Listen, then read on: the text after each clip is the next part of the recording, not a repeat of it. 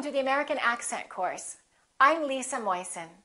In the following lessons, you're going to learn the correct rhythm and intonation and melody of American English. It's the music of language, and it's one of the most important things that you need to know to have a good American accent. I would say it's probably even more important than learning correct vowel and consonant pronunciation. In some languages, the words sound flat, and each word is pronounced the same way, and each syllable is pronounced the same way. If you're speaking English quickly and you're speaking with that kind of rhythm and melody, people will have a really hard time understanding you. On the other hand, if you're stressing the wrong syllable or stressing the wrong word and your music is different than it is with an American accent, once again, your speech will be very difficult to understand.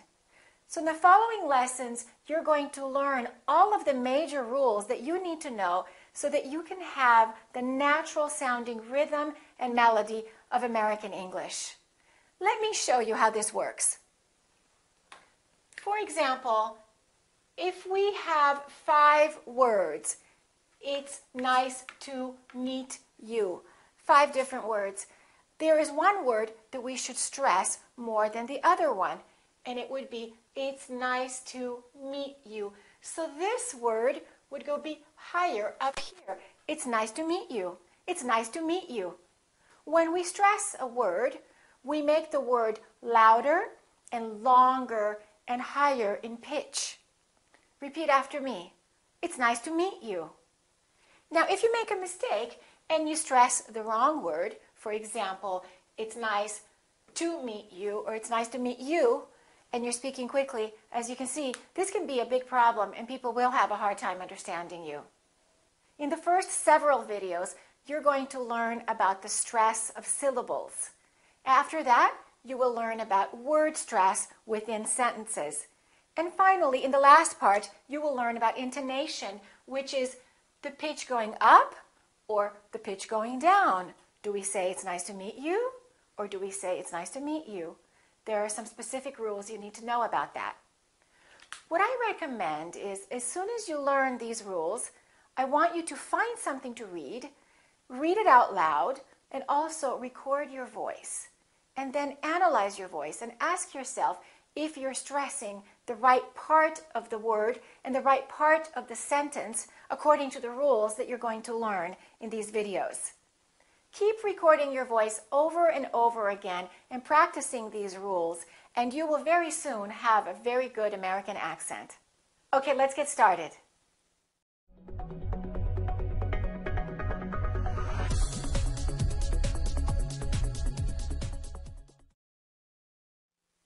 Let's talk about syllable stress. A syllable is a small unit of speech that has one vowel and sometimes a vowel and a consonant together. If you have 2 separate vowel sounds, that would be 2 separate syllables. Let's take a look at some words. For example, the word seat. We have 2 vowels, but these 2 vowels represent only one sound. It's E, seat. Therefore, this word has only one syllable, and we don't have to worry about which syllable is stressed because it's only one word and one syllable. Let's take a look at this one. This also has 2 letters, but in this case, the 2 vowels have different sounds. It's not E or A, it's I-ye, science. We break up the word right here in the middle, and we have one vowel on this side and one vowel on that side, and we say science. In this case, we need to ask ourselves which syllable is stressed. If you look in your dictionary, you will see a little accent mark like this in front of the syllable that should be stressed. In this case, it's the first one. It would be science.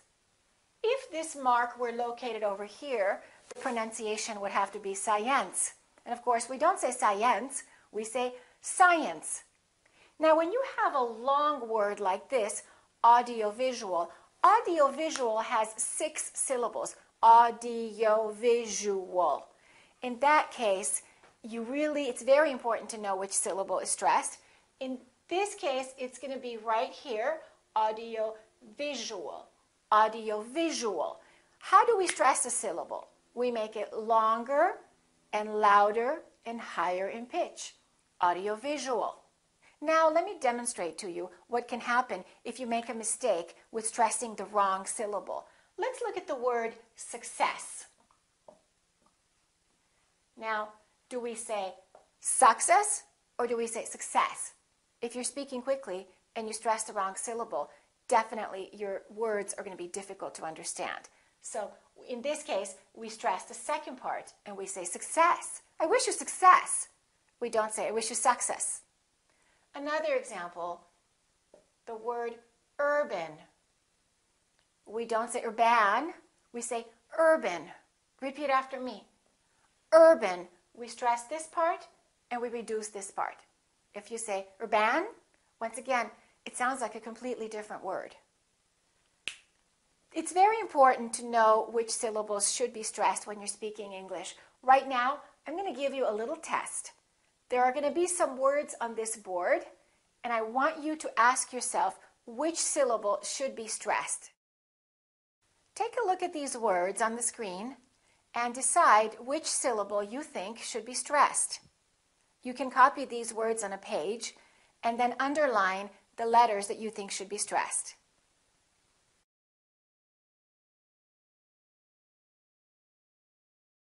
Let's see how you did on the syllable stress test. Let's take a look at the first word. Did you say decade or did you say decade? Is it first syllable or second syllable? Well, it's the first one. It's decade. Repeat, in the next decade. All right, a lot of people make a mistake and they say decade. Let's take a look at a few more words. The second one, did you say colleague or colleague? He's my colleague? That's right. Once again, it's the first syllable. Repeat after me. Colleague. Colleague. He's my new colleague. Let's look at the next one. Did you say female or did you say female? Once again, it's the first one. Female. Let's look at the next one. Did you say Japan or Japan? In this case, it's the second syllable. I'm from Japan. I'm from Japan. Let's take a look at the next one. Did you say Iran or Iran? It should be the second one. He's from Iran. He's from Iran. Let's look at the next one. Is it locate or locate?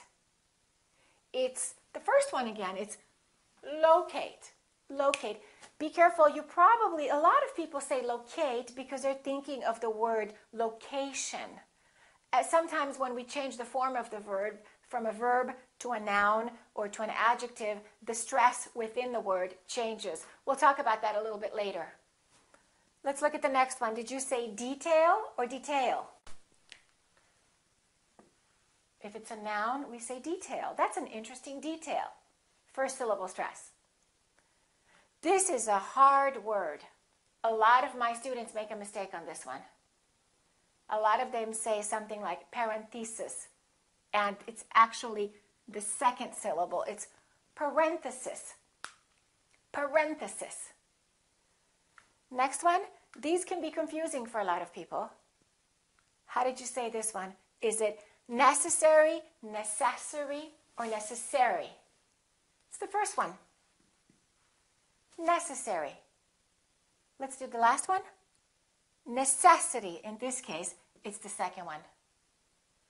If you have a lot of these wrong, don't be discouraged. These are very common words that people make mistakes on. Many of my students get the majority of these words wrong. I wanted to show you how difficult syllable stress is and how important it is for you to be motivated to study these things in detail. In the following lessons, I will teach you some rules of syllable stress. All right, let's learn some rules now.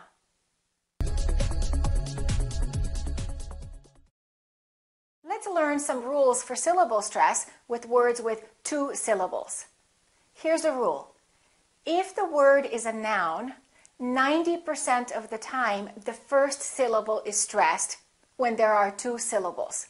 For example, office, problem, window, paper, building, mother, father. If it's a verb, about 60 to 70% of the time, the second syllable is stressed. For example, apply, agree, create, relax, complain, enjoy. So these are some guidelines. Let's take a look at some words.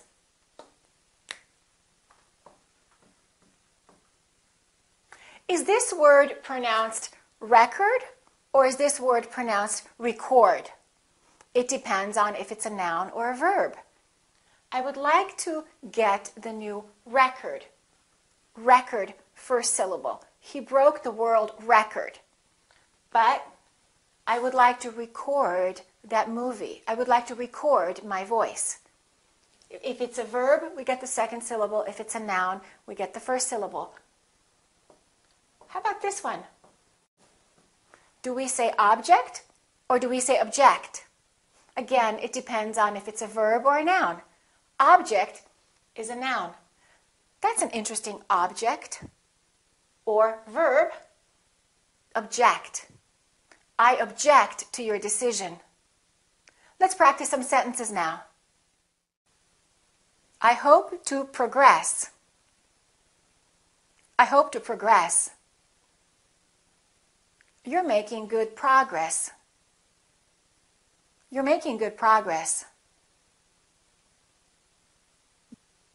Did he insult him? Did he insult him? Yes, I heard the insult. Yes, I heard the insult. Do you like that object? Do you like that object? No, I object to it.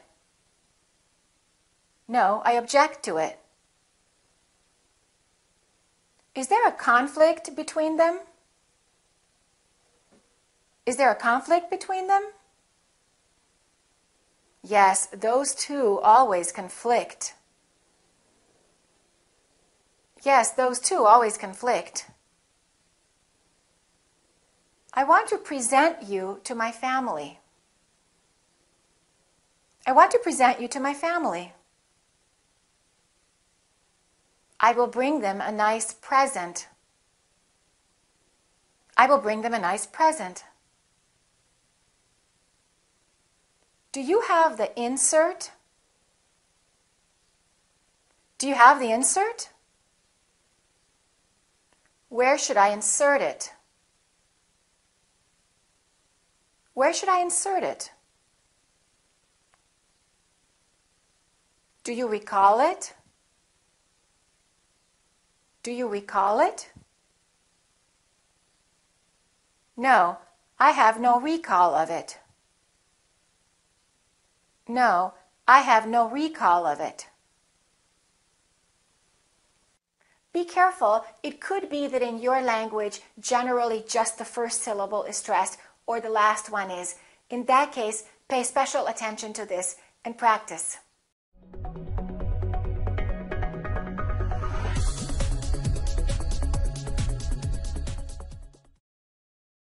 Let's learn another rule about how syllables are pronounced. We're going to learn about words that end in ate. As you can see, all three of these words have ate endings. How do we pronounce this word? Do we say graduate or do we say graduate? Do we say ate or do we say it? Once again, it depends on what kind of word it is. If it's a verb, we fully pronounce ate, and it kind of sounds like the number 8. Graduate. I would like to graduate from college. I will graduate soon. However, if it's an adjective or a noun, then this is reduced, and it kind of sounds like it or et.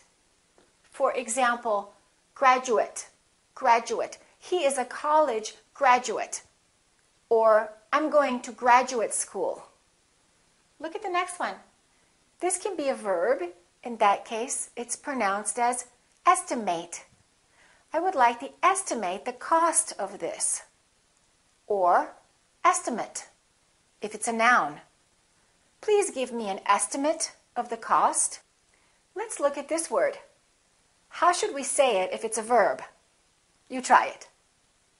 Articulate, right? To articulate. To articulate means to say something really well and really clearly.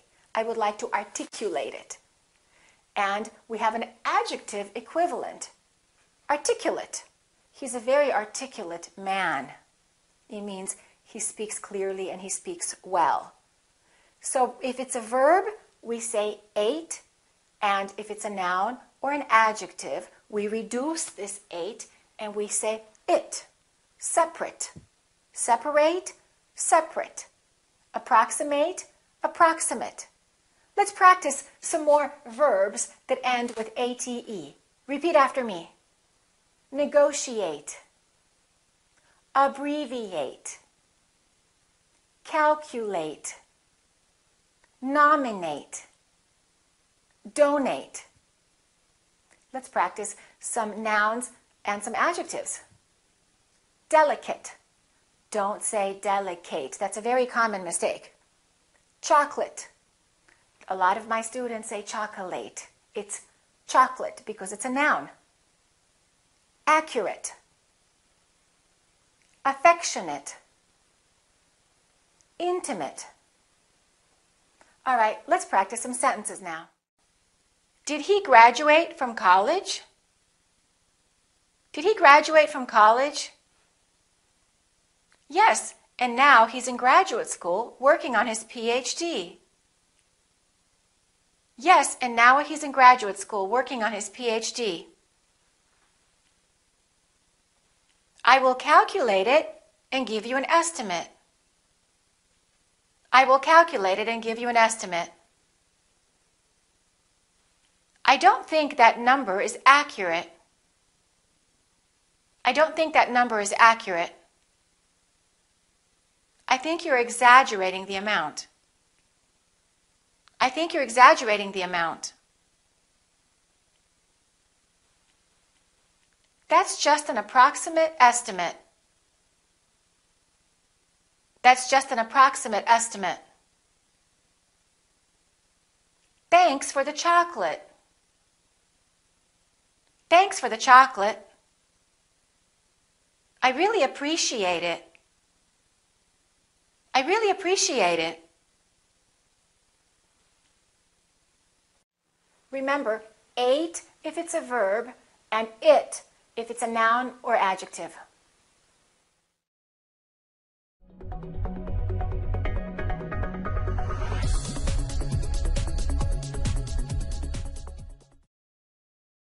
Let's learn some more rules now about syllable stress.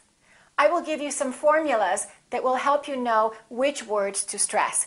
But keep in mind, as I told you earlier, there are so many exceptions that it's very important for you to study them on your own and to just look up words that are new for you. But here are some guidelines I can give you regarding syllable stress and suffixes. A suffix is something that goes at the end of the word. For example, quick, quickly. That ly is a suffix. It's an ending. Here are some rules regarding suffixes. If the word ends with ese, we stress the suffix. For example, Chinese. We don't say Chinese, we say Chinese. Japanese.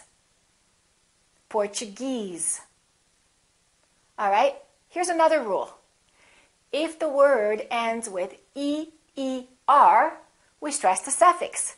For example, pioneer, volunteer, engineer.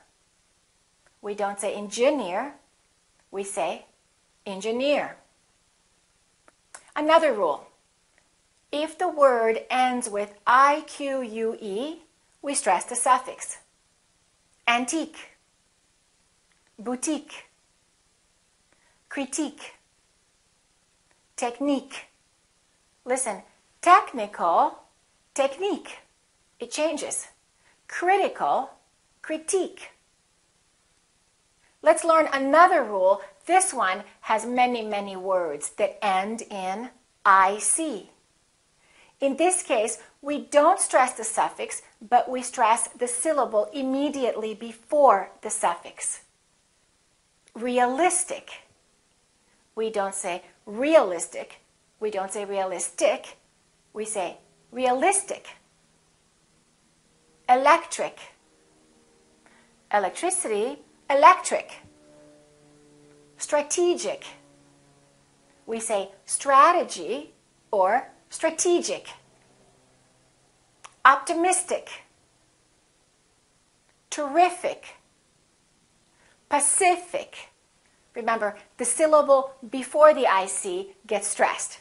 These are some important rules that I believe will help you as you're trying to learn which syllable you're supposed to stress. Let's see how they change when we change it from a noun to an adjective. Listen to the syllable stress changes. Origin, original. Industry, industrial. Memory, memorial. Finance, financial. President, presidential. Keep listening carefully to the way native speakers pronounce words, and you will instinctively develop the ability to figure out which syllable is supposed to be stressed.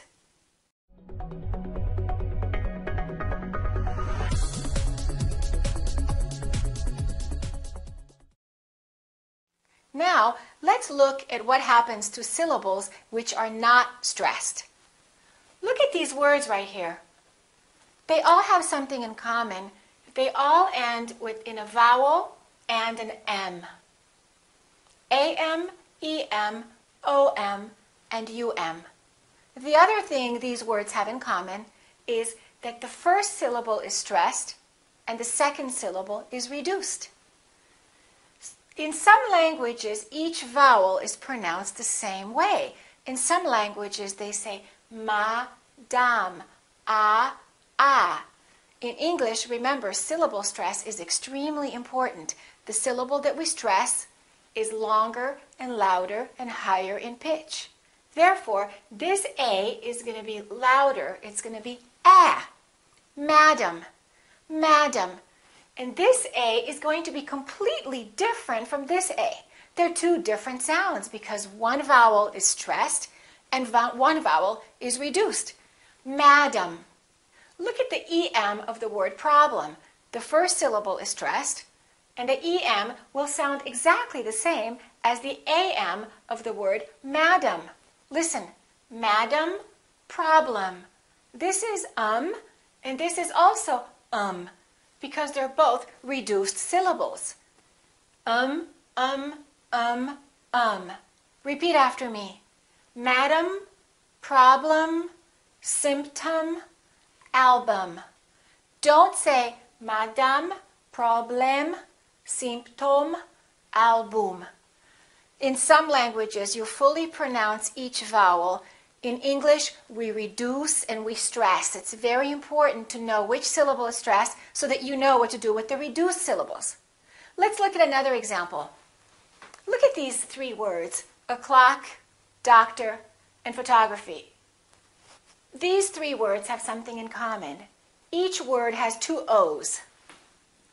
O, O, O. There are 6 O's here.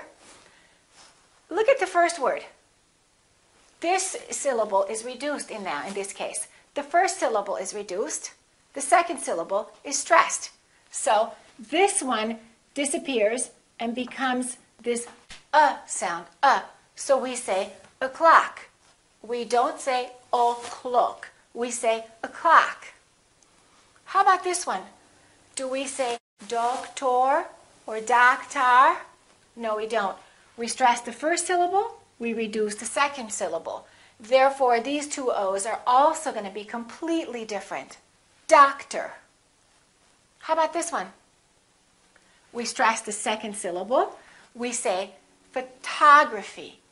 This O also is reduced and also becomes this symbol. Photography. Photography. Repeat after me. A clock. Doctor. Photography. Let's look at one more word.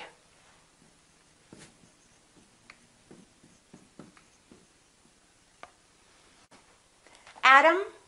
Atom. Exactly the same pronunciation. This syllable is stressed. This syllable is stressed. This O is reduced. This A is reduced. Therefore, they are the same sound. And remember, T between two vowels sounds exactly like the D. Atom, atom. Let's practice a few more words that sound exactly the same, but they're spelled slightly differently. Lesson, lesson. I'm learning a new lesson, and I would like to lessen it. To lessen means to reduce. Caller, caller. A caller can be someone who calls you on the phone. You have a caller. Or, this is the collar of my jacket. Profit, profit. I would like to make a profit, meaning making money. Or, he is a prophet, a religious person or someone who sees the future. Let's try one more. Seller, seller. A seller is someone who sells something, kind of like a salesman. And the cellar is a room under your house. All right, now you're going to see some words on the board, and I want you to ask yourself, which syllable do you think is stressed? And then I would like you to reduce the other syllables and make the sound like this. Let's take a look at some words now. I would like you to take a few moments and to decide which syllable you think should be stressed and which vowels you think should be reduced and sound like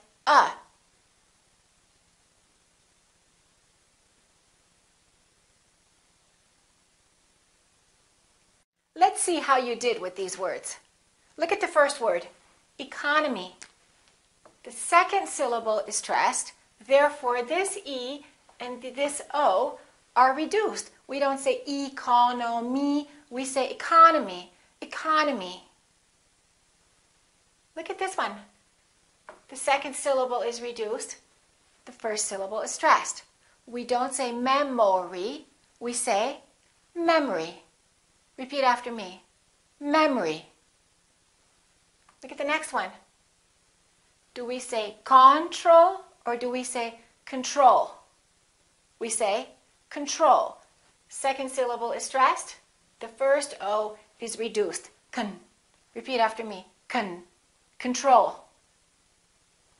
The next one is the same. This O is reduced. Con. This syllable is stressed. Contain. Repeat. Contain. Let's look at this one. This is a commonly confused word by a lot of people. Develop. Second syllable is stressed. This is reduced. This is reduced. Develop.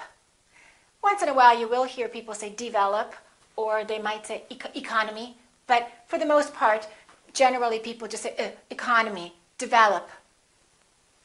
What do we say? Europe or Europe? I'm from Europe. Don't say I'm from Europe. This is stressed. The O, once again, is reduced. Repeat. Europe. How about this one? This is the most stressed syllable right here, the A. Information. So we don't say infor, and we don't say mation. We don't say information. We say information. Once again, information. And the final word, once again, the second syllable is stressed. The O and the IA are both reduced. So it's not com or com, it's cum. Commercial. Don't say commercial or commercial, it's O. Commercial. All right, let's practice these words again really quickly. economy, memory, control, contain, develop, Europe, information, commercial. The more you listen to spoken English, the better your syllable stress and syllable reduction are going to get, because these words are going to become more familiar to you and you will automatically get a feeling for which syllables you're supposed to stress. Also, remember to always write down new words if you're not sure which syllable to stress. And then ask a native speaker to read them for you. And the more you do this, the better your syllable stress and reduction will get.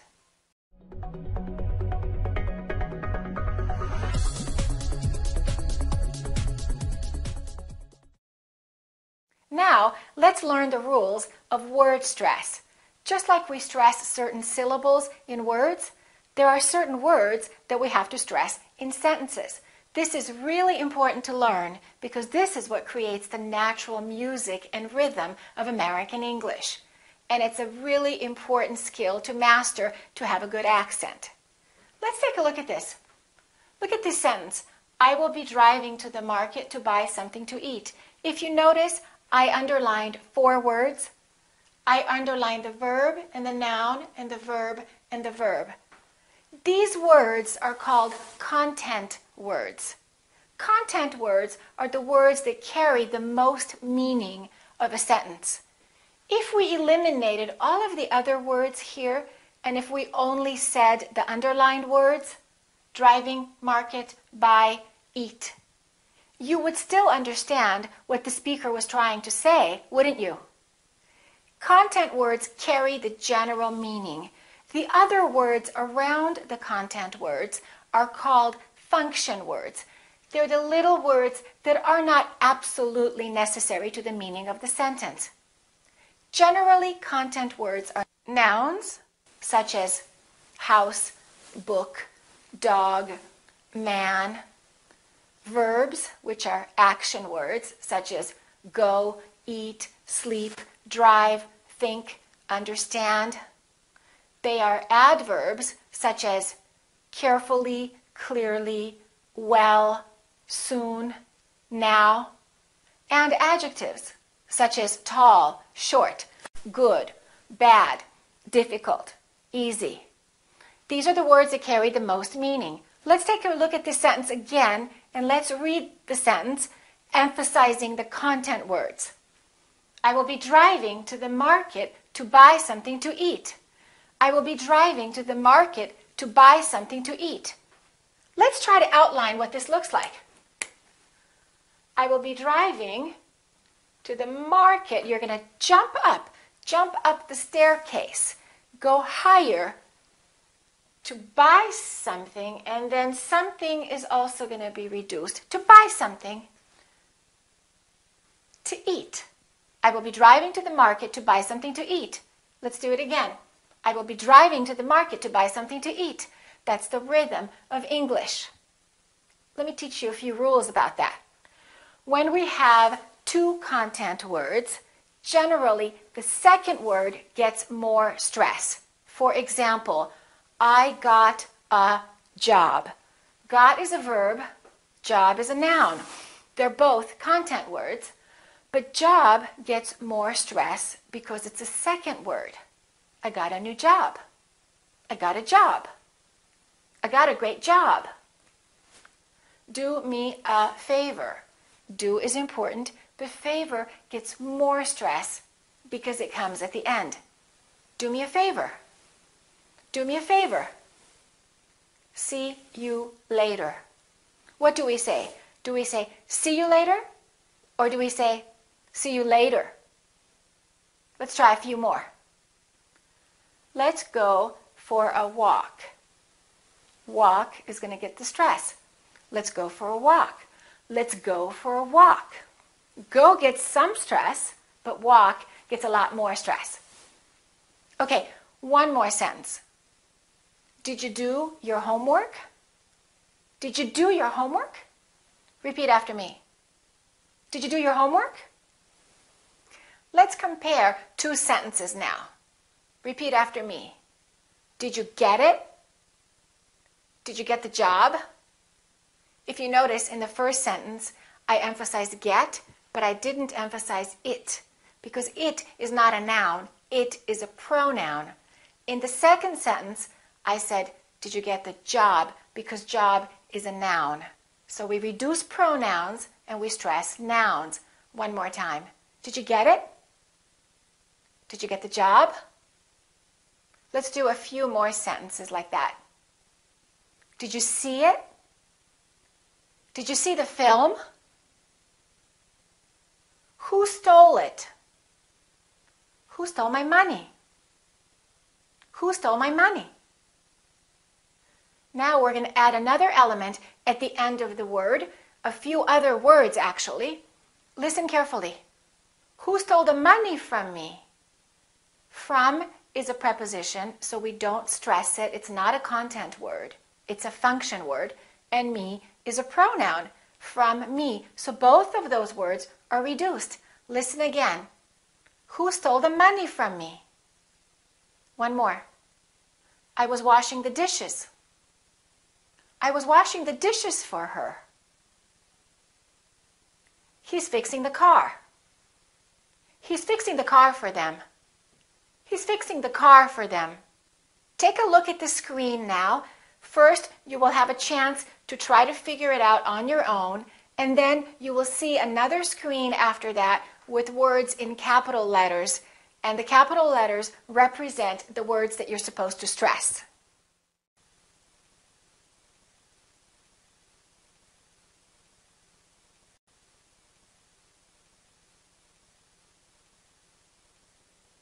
Let's look at the correct answers now, and let's hear the correct word stress.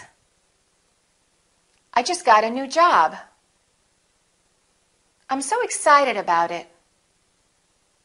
I couldn't find one for a long time. Let's repeat that again. I just got a new job. I'm so excited about it. I couldn't find one for a long time.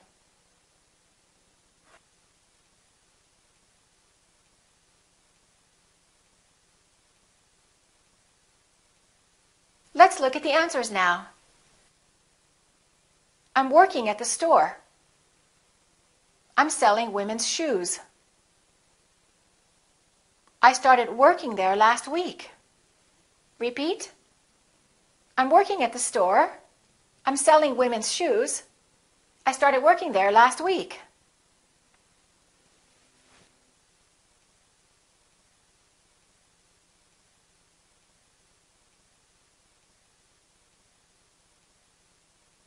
All right, let's look at the answers again. On the first day, I was really nervous. There was so much to learn. On the first day, I was really nervous. There was so much to learn. Remember, when you stress a word, make it louder and longer. And don't put too much melody in it. Don't sing it. Don't say, have a nice day. Or don't say, it's nice to meet you. Just jump up. It's nice to meet you. Have a nice day. Keep practicing.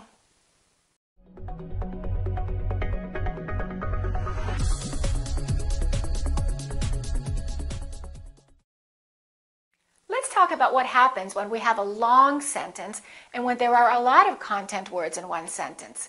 Let's learn how to divide the sentences into what we call thought groups. Look at our sentence again.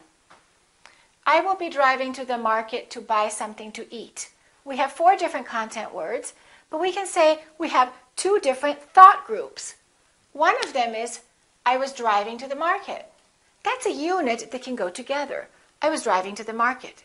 And the second unit, or the second thought group, can be this sentence, to buy something to eat. I was driving to the market to buy something to eat. When you break up the sentence into thought groups, you need to decide which word is the most important word of that particular thought group. That most important word is called a focus word. In this sentence, I will be driving to the market. Market is the focus word. Usually the focus word is towards the end of the thought group. I was driving to the market. And then you can pause to buy something to eat. And eat is your second focus word. So this sentence has two focus words. Sometimes a sentence can have three. For example, I was driving to the market to get something to eat because I was very hungry. Hungry can be the third focus word. If your sentences are long, it's very important to divide them. How do you divide them? Just use your instinct. It's kind of a natural place to pause. You wouldn't, for example, say, I will be driving to. You wouldn't pause here, right? You would say, I will be driving to the market. So it's kind of logical. You can also pause here if you want to. I will be driving to the market. Listen, I will be driving to the market. Or, I will be driving to the market. You have a little bit of a choice of where you need to pause and where you break up the thought group. It depends on you. It depends on how quickly you want to speak. The important thing to remember is when you have a thought group, emphasize one key word the most. Let's try another sentence like that. I was watching a movie with my friends when suddenly it began to rain. Obviously, that's a really long sentence. If you don't put any melody in that sentence, if you don't stress any words in that sentence, that's going to be a hard sentence to understand. So let's break it up. I was watching a movie. That's your first thought group. The focus word would be movie. Repeat after me. I was watching a movie. With my friends. With my friends could be another thought group. I was watching a movie with my friends. Or, if you want to speak a little faster, you can say, I was watching a movie with my friends. I would personally prefer to pause. I was watching a movie with my friends. When suddenly it started to rain. When suddenly it started to rain. Rain would be your focus word. When suddenly it started to rain. Listen again to the whole sentence. I was watching a movie with my friends when suddenly it started to rain. All right, this creates a very nice rhythm, a very nice melody, and it makes your speech much easier to understand. Let's practice another sentence. I was so tired that I couldn't wait to get home. I was so tired that I couldn't wait to get home. That's three thought groups, or two thought groups. I was so tired that I couldn't wait to get home. It's kind of up to you. I prefer the second one in this case. I was so tired that I couldn't wait to get home. Let's practice some sentences now. If I forget to pay my bill, please remind me about it. In that sentence, we have two focus words, bill and remind. Let's read the sentence again. If I forget to pay my bill, please remind me about it. He wants to know if you need anything from the supermarket. He wants to know if you need anything from the supermarket. Did you know it was snowing in all parts of the East Coast? Did you know it was snowing in all parts of the East Coast?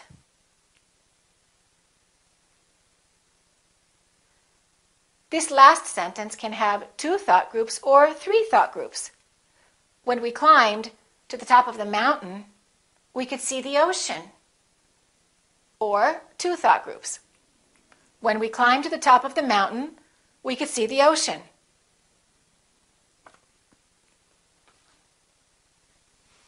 When you have a longer sentence with several thought groups, make sure you find the focus word and stress that one the most. And remember, usually it's the last content word, usually a noun or a verb.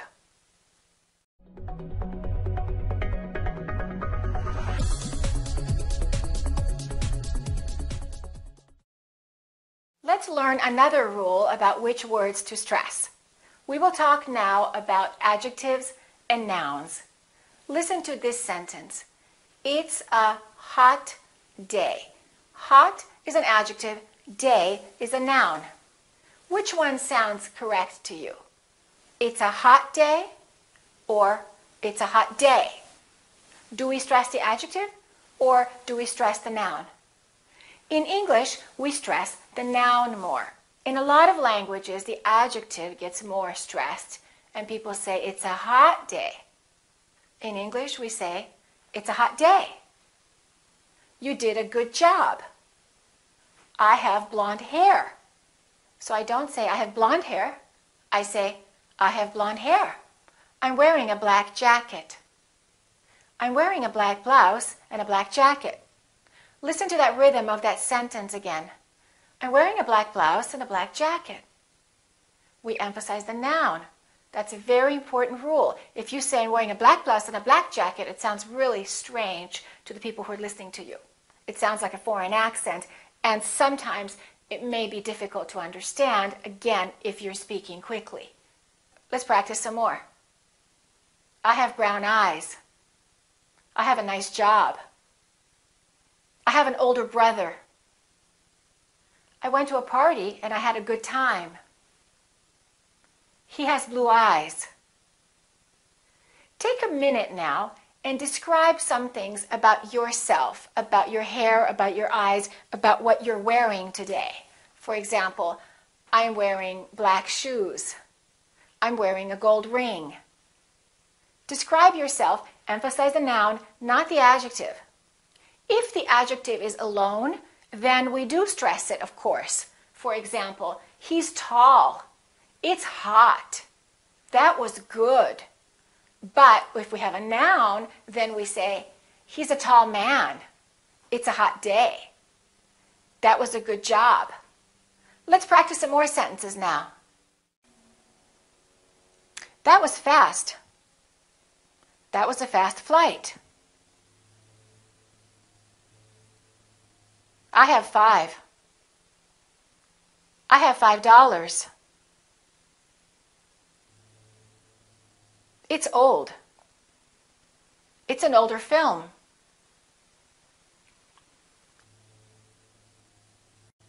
He's younger. He's my younger brother. That was great.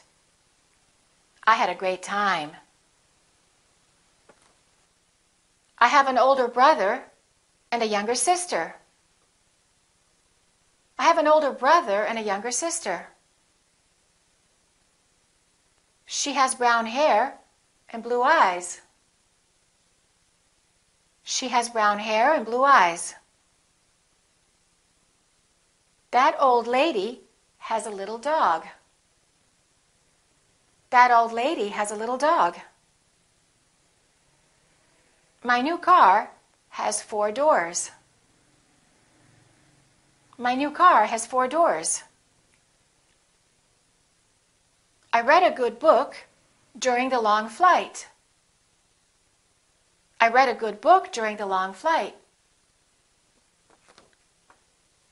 What happens when we have 2 adjectives before a noun? For example, big black dog, angry old man, long hot shower. In that case, we emphasize the first adjective and the noun. Big black dog, angry old man, long hot shower. That's all there is to it. Keep practicing.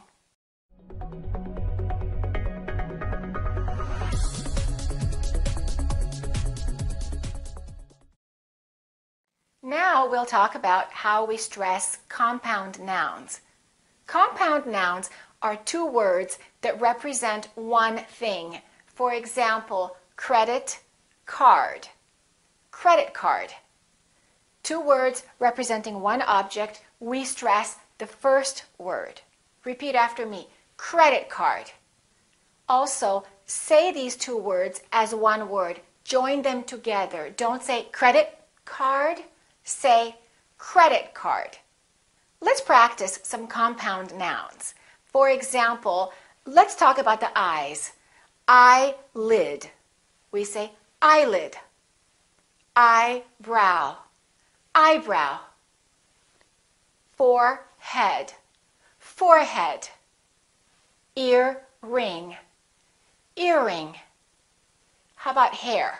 Let's think of some compound nouns that have the word hair in it. Hairstyle sounds like hairstyle. Hair color sounds like hair color.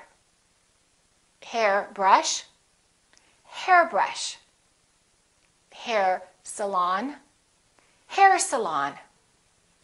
Let's practice some words, things that are in your house, for example. Look around your house and ask yourself which compound nouns you see. For example, bookshelf, washing machine, laptop, window frame. How about some things that are in your purse or in your wallet? Driver's license, credit card, cell phone, car keys, chewing gum. All right, let's practice some sentences now. Please give me your phone number with the area code first. Please give me your phone number with the area code first. My house has 3 bedrooms and 2 bathrooms. My house has 3 bedrooms and 2 bathrooms. I got a headache from the loud rock music. I got a headache from the loud rock music. The police officer was on a motorcycle. The police officer was on a motorcycle. After their wedding day, they went on their honeymoon. After their wedding day, they went on their honeymoon. Don't put the newspaper in the trash can. Don't put the newspaper in the trash can. I bought a birthday present for my roommate. I bought a birthday present for my roommate. Remember, when it's an adjective plus noun, we stress the second word. We stress the noun. When we have 2 nouns together, compound noun, we stress the first word.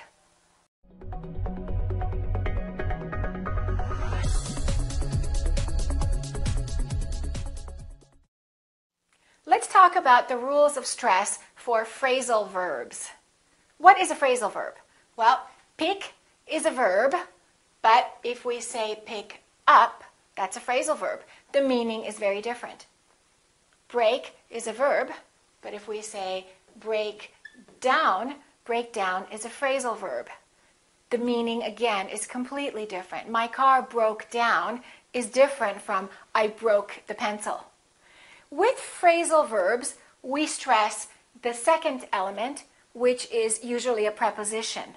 So we say, pick up. Break down, we say, break down, emphasizing the second element. Sometimes the phrasal verb can have a pronoun or a noun in between, so we can say, pick it up. We can say, turn on, or we can say, turn it on. We can say, cross out, or we can say, cross it out. Sometimes a phrasal verb has a noun equivalent. For example, work out can be a noun, and I can say workout. I had a great workout. In that case, we emphasize the first part. I had a workout. Listen, I want to work out. I had a great workout. Let's practice some sentences now with phrasal verbs, and after that, we'll learn a few more phrasal nouns. I found out about it. I found out about it. Can you look it over for me? Can you look it over for me? I'll think it over and I'll call you back. I'll think it over and I'll call you back. I can't figure out why it broke down. I can't figure out why it broke down. When he grew up, he moved out. When he grew up, he moved out. As we learned, if it's a phrasal verb, we stress the second part. We stress the preposition. And if it's a noun, we stress the first part. For example, make up, or I'm wearing makeup. I'd like to buy some new makeup. Another example is check up, or you can say checkup. I went to a doctor to get a medical checkup. Another one is break up or break up. They decided to break up, which means they decided to separate. It was a very painful breakup. You can say turn off, or you can say turn off. That's a real turn off. What does that mean? That's a real turn off. It's something you don't like, something you're not happy with, something that disgusts you. That's a turn off. One more example. You can say print out. I would like to print out the information. Or you can say, please give me the printout. Please give me the printout. Can you think of any more phrasal nouns and phrasal verbs?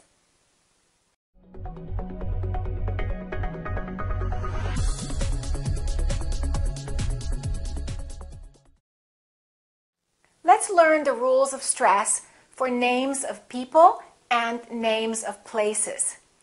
If the place has two words, we stress the second word. For example, South America, we say South America. United Kingdom, we say United Kingdom. Let's practice a few more places. Los Angeles, Las Vegas, Mexico City, South Africa, Central Park. Can you think of any other places that have two names in them? The same thing happens when we stress the names of people. We stress the last name, the second word. For example, George Washington, Barack Obama. When the name has three words, we stress the last word. For example, Martin Luther King, John Fitzgerald Kennedy. Let's practice some more names. Think of some actors that you like, some famous actors. For example, Julia Roberts, Brad Pitt, Tom Cruise. That's pretty simple, isn't it? All right, let's do some sentences for practice now. John Wilson and Bob Jones went to South America. John Wilson and Bob Jones went to South America. Central Park is in New York. Central Park is in New York. His father likes Bob Dylan, but his grandfather likes Frank Sinatra. His father likes Bob Dylan, but his grandfather likes Frank Sinatra. Barack Obama was elected President of the United States. Barack Obama was elected President of the United States. Is that Julia Roberts or Nicole Kidman? Is that Julia Roberts or Nicole Kidman? Remember, the final name gets the most stress.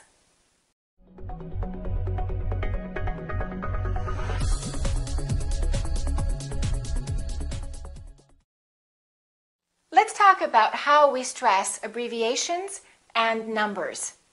An abbreviation is a short version of longer names. For example, CNN, UCLA, PhD. The rule is we stress the last letter of an abbreviation. For example, CNN, UCLA, PhD. Let me show you how you need to do it. When you say CNN, make sure that you don't pronounce each letter separately. Try to say it as one word. Link it together. CNN, kind of like this. CNN. and then join them together, CNN, and then stress the last element, CNN. Repeat after me, CNN. Let's practice a few more. ASAP. Call me back ASAP. ASAP means as soon as possible.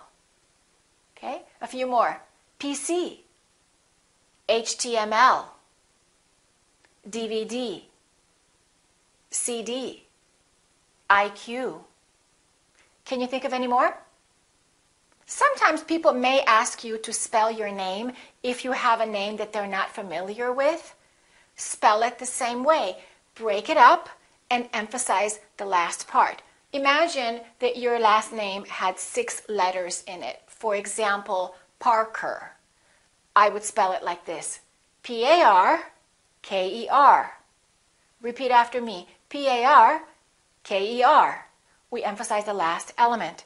Try spelling your last name the same way. All right, now let's talk about numbers. Numbers work the same way. We generally emphasize the last element. For example, we say 37.99, 58, 812. Let's practice a telephone number. We would say area code 310-555-8239. Why don't you practice your telephone number and maybe some other important numbers in your life? For example, your birthday and your birth year, or an important holiday. For example, an important day in American history is July 4th, 1776. He was born in 1987. All right, why don't you think of some numbers in your life and try practicing them the same way? Okay, and now let's practice some sentences using abbreviations and numbers. I went to work at 9:15 and came home at 5:45. I went to work at 9:15 and came home at 5:45. Flight 507 left LAX at 7:25. Flight 507 left LAX at 7:25. This CD costs $19.99. This CD costs $19.99. He was born in LA in 1987. He was born in LA in 1987. When they got married, he was 31 and she was 29. When they got married, he was 31 and she was 29. Remember, in abbreviations and in numbers, the last element gets stressed.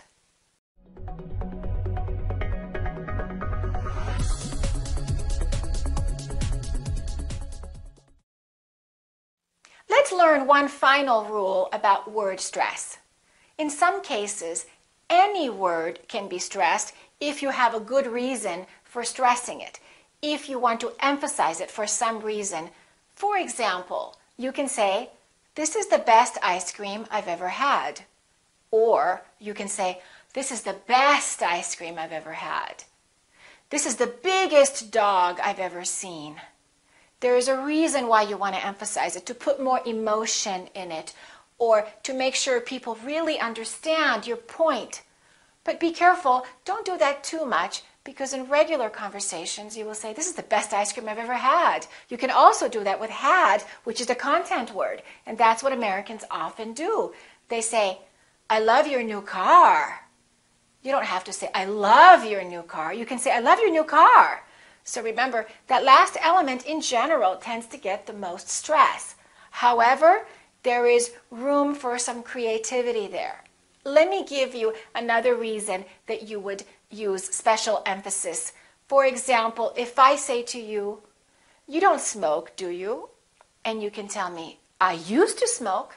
I don't smoke now, but I used to smoke." In that case, we emphasize used to.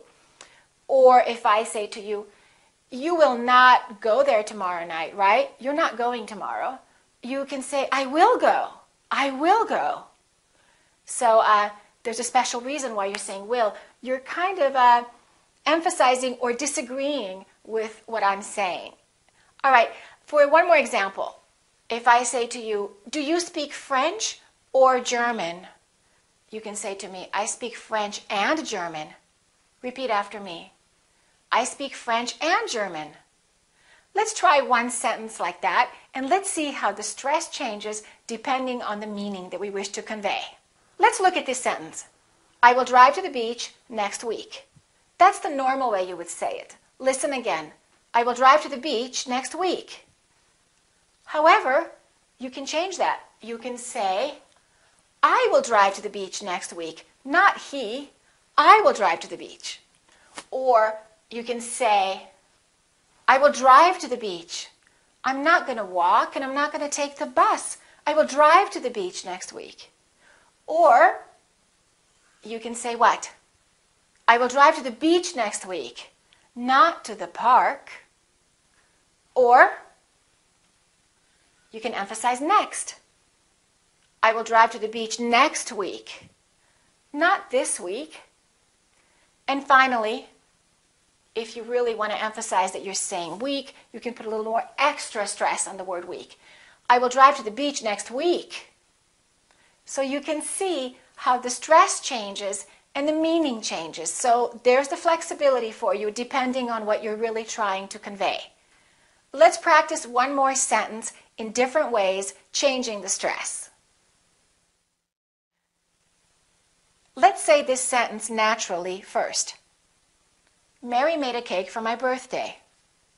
Now, let's say it again, changing the stress. Mary made a cake for my birthday, not Susan. Mary made a cake for my birthday. She didn't buy it. Mary made a cake for my birthday. She didn't make cookies.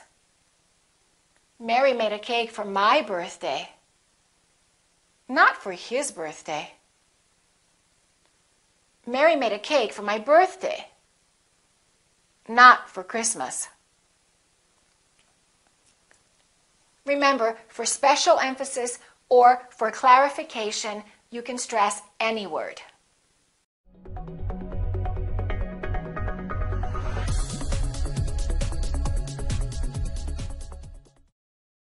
Let's talk about intonation. Intonation is the going up and down of your voice, the rising and the falling. This is also called pitch. For example, if I say, all right, I can say this as a statement, and I can say, all right, all right. My pitch goes down at the end for a statement, all right. Now, if this is a question, I would say it differently. The word right, the pitch would go up. All right? Listen to the difference again. All right. All right? One is falling intonation and one is rising intonation.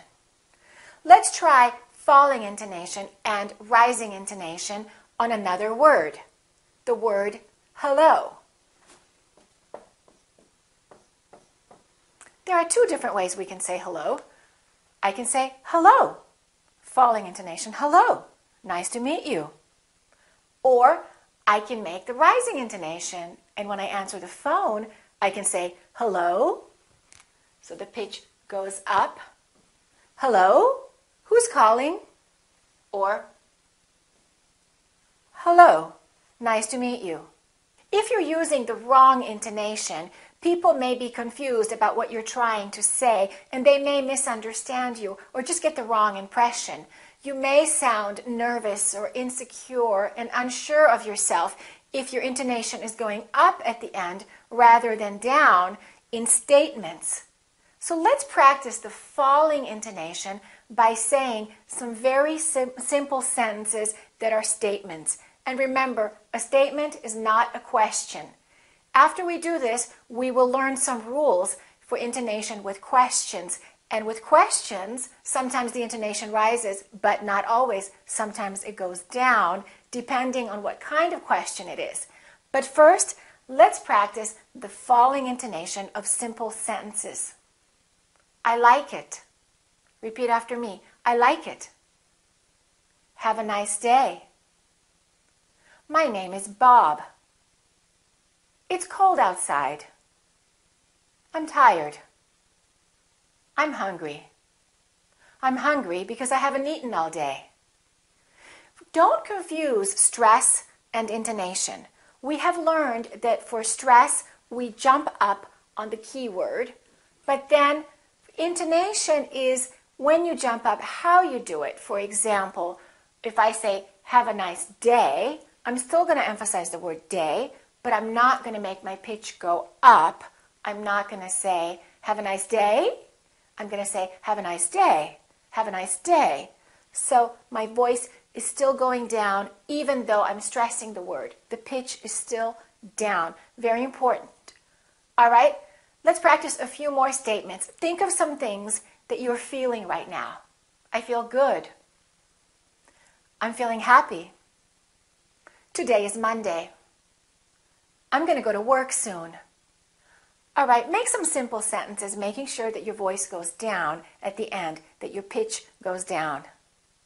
Now, let's learn the rules for intonation for questions. We can have either rising or falling intonation when we're making questions, depending on what kind of question it is. There are two different kinds of questions. There are yes-no questions, and there are WH questions. Yes-no questions can be answered by either a yes or a no. For example, are you happy? That's a yes-no question because I can say yes or I can say no. With yes-no questions, the intonation goes up. Are you happy? WH questions are questions that begin with words that have a W and H in them. For example, when, where, why, what, how, and how has a WH as well. These cannot be answered by yes or no. If I say, what's your name? You can't say yes. WH questions have falling intonation. How are you? We don't say, how are you? We say, how are you? I'm fine. Let's practice some more WH questions with falling intonation. How old are you? One more time. How old are you? Where do you live? What do you do? Where were you born? How did you do that? Now, let's practice some questions which are yes-no questions. Remember, intonation goes up. Are you hungry? Did you eat? Did he go? Did you like it? Did you call me? Okay, now we're going to practice some sentences that will have questions with both rising and falling intonation. You will hear pairs of questions. The first one is a yes-no question, and the second one is a WH question. Notice how the intonation changes. Are you angry at me? One more time. Are you angry at me? Why are you angry at me? Why are you angry at me? Is it hot in there? Is it hot in there? Why is it so hot in there? Why is it so hot in there? Did you get there late? Did you get there late? Why did you get there late? Why did you get there late? Have you been to New York? Have you been to New York? How many times have you been to New York? How many times have you been to New York? Did it start? Did it start? What time did it start? What time did it start? Remember, for statements, we use a falling intonation. For yes-no questions, we use a rising intonation. And for WH questions, we use a falling intonation as well.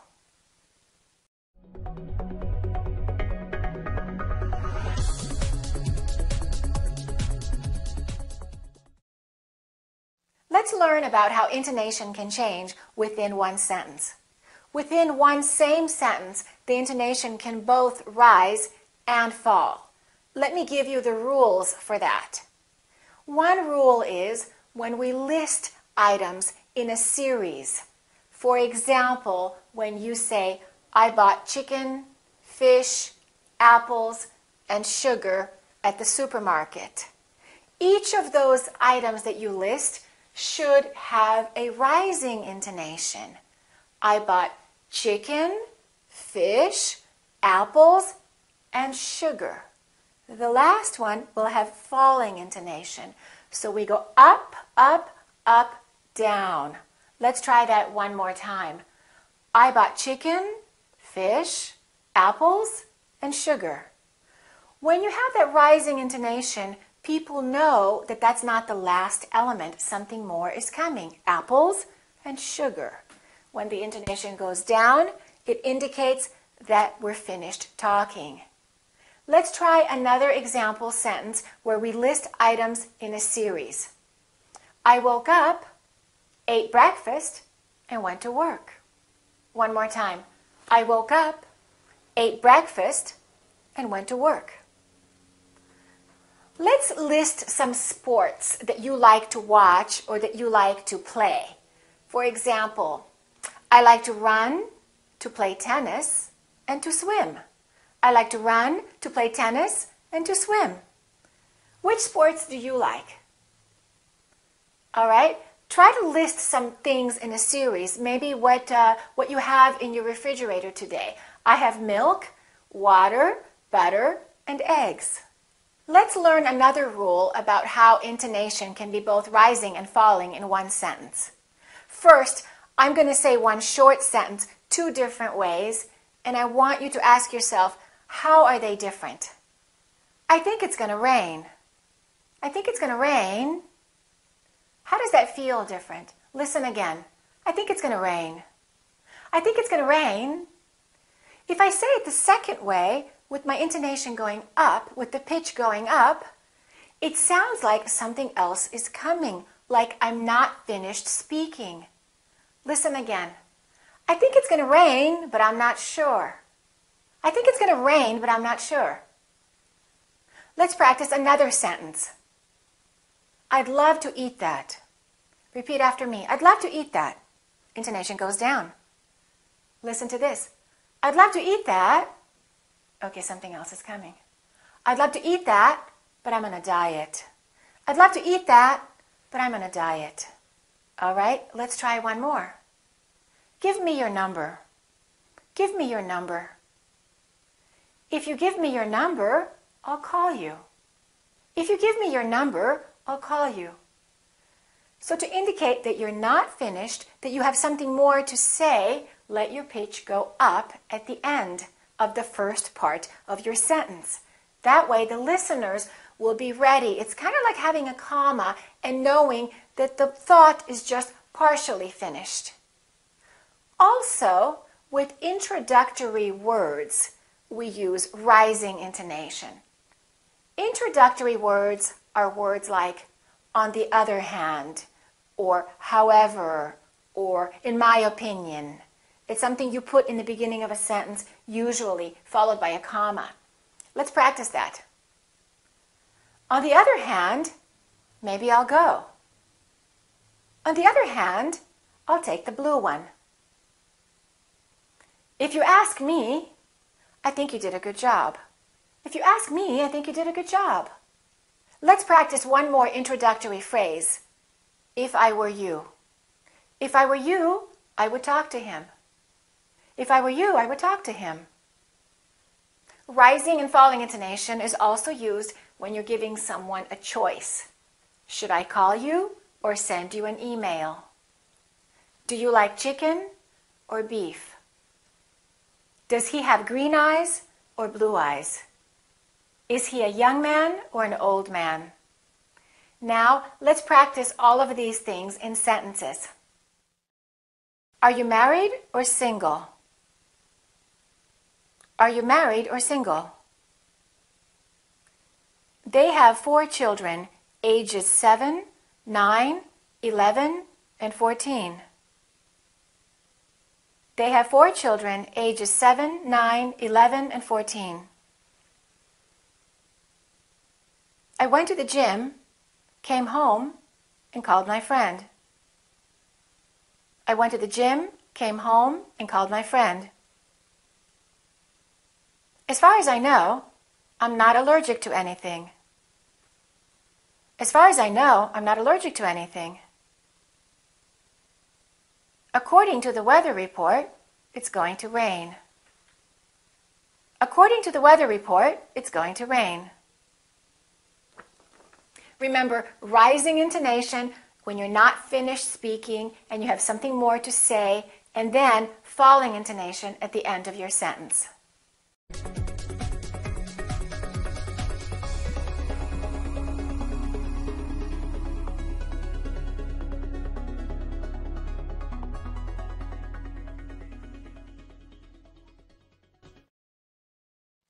Welcome to the American Accent course. I'm Liza Mojsin, and I'll be your instructor. In the following lessons, you're going to learn some advanced rules that you absolutely must know in order to sound like a native speaker. You will learn when to connect words together and how to connect them and why we connect them. This will create the natural sounding speech that native speakers have. You will also learn how to reduce words and when we reduce them and why we reduce them. This will help your stress and your melody. Also, you're going to learn some important exceptions and some very difficult words to pronounce. Some of the most common mistakes that my students make are going to be included in these lessons. And finally, you will learn the difference between casual speech and formal speech so that you can know how to speak appropriately in different situations. I want you to remember that as soon as you learn these rules, try to apply them to the real world. Try to speak with people or even speak with yourself, thinking about the rules that you've just learned. All right, let's get started.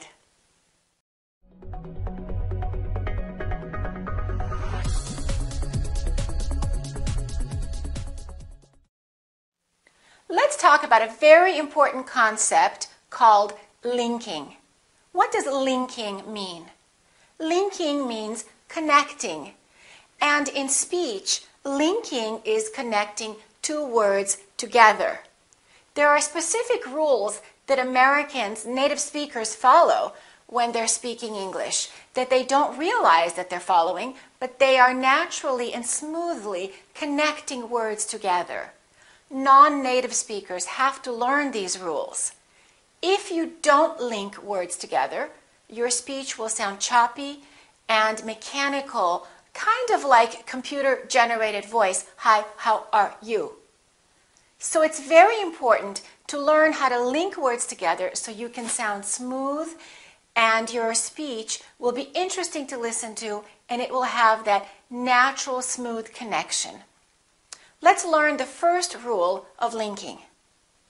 When a word ends with a consonant and the following word begins with the vowel, we connect these words together and we link the final consonant to the initial vowel.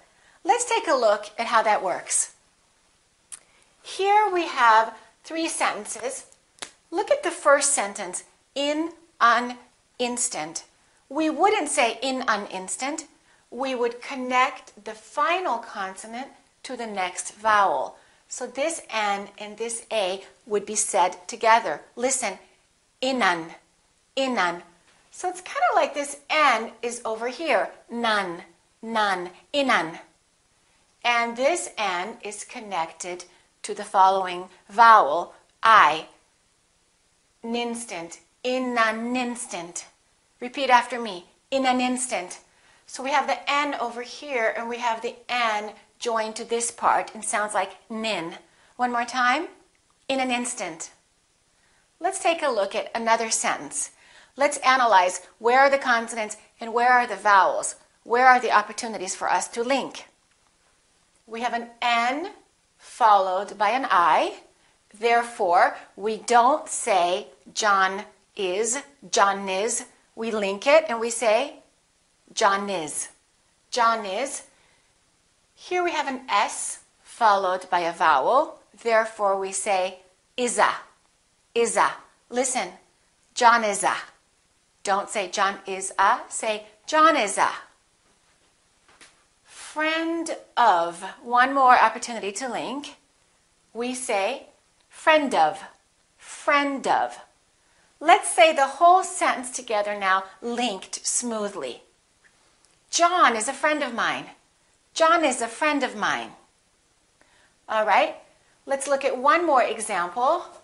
I'm an actor. Look at this. Consonant plus vowel. So we say what? I'm an. I'm an. And again, N plus A. We don't say an actor. We say an actor. An actor. An actor. Repeat. I'm an actor. I'm an actor. There are 3 very important things that you need to know about linking. Number 1, linking does not mean you're speaking fast. A lot of my students, when they first learn the concept of linking, they think they have to speak really fast. I'm an actor. John is a friend of mine. That's not what linking is. Linking is smooth, connected speech. It's not choppy. It's smooth and connected, and it can be slow if you wanted to make it slow. So remember, linking does not mean speaking fast. The second thing that's very important about linking is that you still need to remember the concept of stressing those key words, the content words. Otherwise, the words will just sound connected together and you won't know where one word begins and another one ends. So don't forget the concept of stressing key words. John is a friend of mine. John is a friend of mine. And the final thing is, do not link between thought groups. So for example, if I say, I'll call you in an instant, I'll call you in an instant. You can separate the thought groups and don't link when there's a comma or when you need to make a pause for a thought group. All right, let's practice a few more examples with final consonants and initial vowels. So if we say build up, let's link those 2 words together. How would that sound? Build up. Come over. Let's link those together. We have an M at the end of the word come. The E after the M is silent. Therefore, the M is the last sound and it's a consonant. And over is a vowel. Let's link that. Come over. Call up sounds like call up. For a while. For a while. For a while. Where is sounds like where is. Okay, let's do one more. What if? Let's take a look at that one actually. Look at this. We have a T between 2 vowels, and when the T is between 2 vowels, it becomes a fast D. So when we link it, we don't say what if, we say what if. What if. Remember, the T between 2 vowels sounds like a D even when the T is at the end of the word and the next letter of the following word is a vowel. All right, let's try some sentences now. We don't say hold on a minute. What do we say? Hold on a minute. Hold on a minute. We don't say a cup of coffee. We say a cup of coffee. Give me a cup of coffee. We don't say just a moment. Just a moment. We say just a moment. All right, let's practice some more sentences. It's all I'll need for a while. It's all I'll need for a while. Where is his uncle? Where is his uncle? Does everybody here work out? Does everybody here work out? Can I think it over? Can I think it over? Why did Adam bring it up again? Why did Adam bring it up again? Linking the final consonant to the following vowel is especially important for you if you tend to drop those final consonants at the end of words, like a lot of my students do. So if you're having a difficult time saying card, and it sounds like car, that linking that D to the following vowel makes a big difference. It just automatically connects it, brings it to the first position, and you're guaranteed to pronounce that final consonant each time.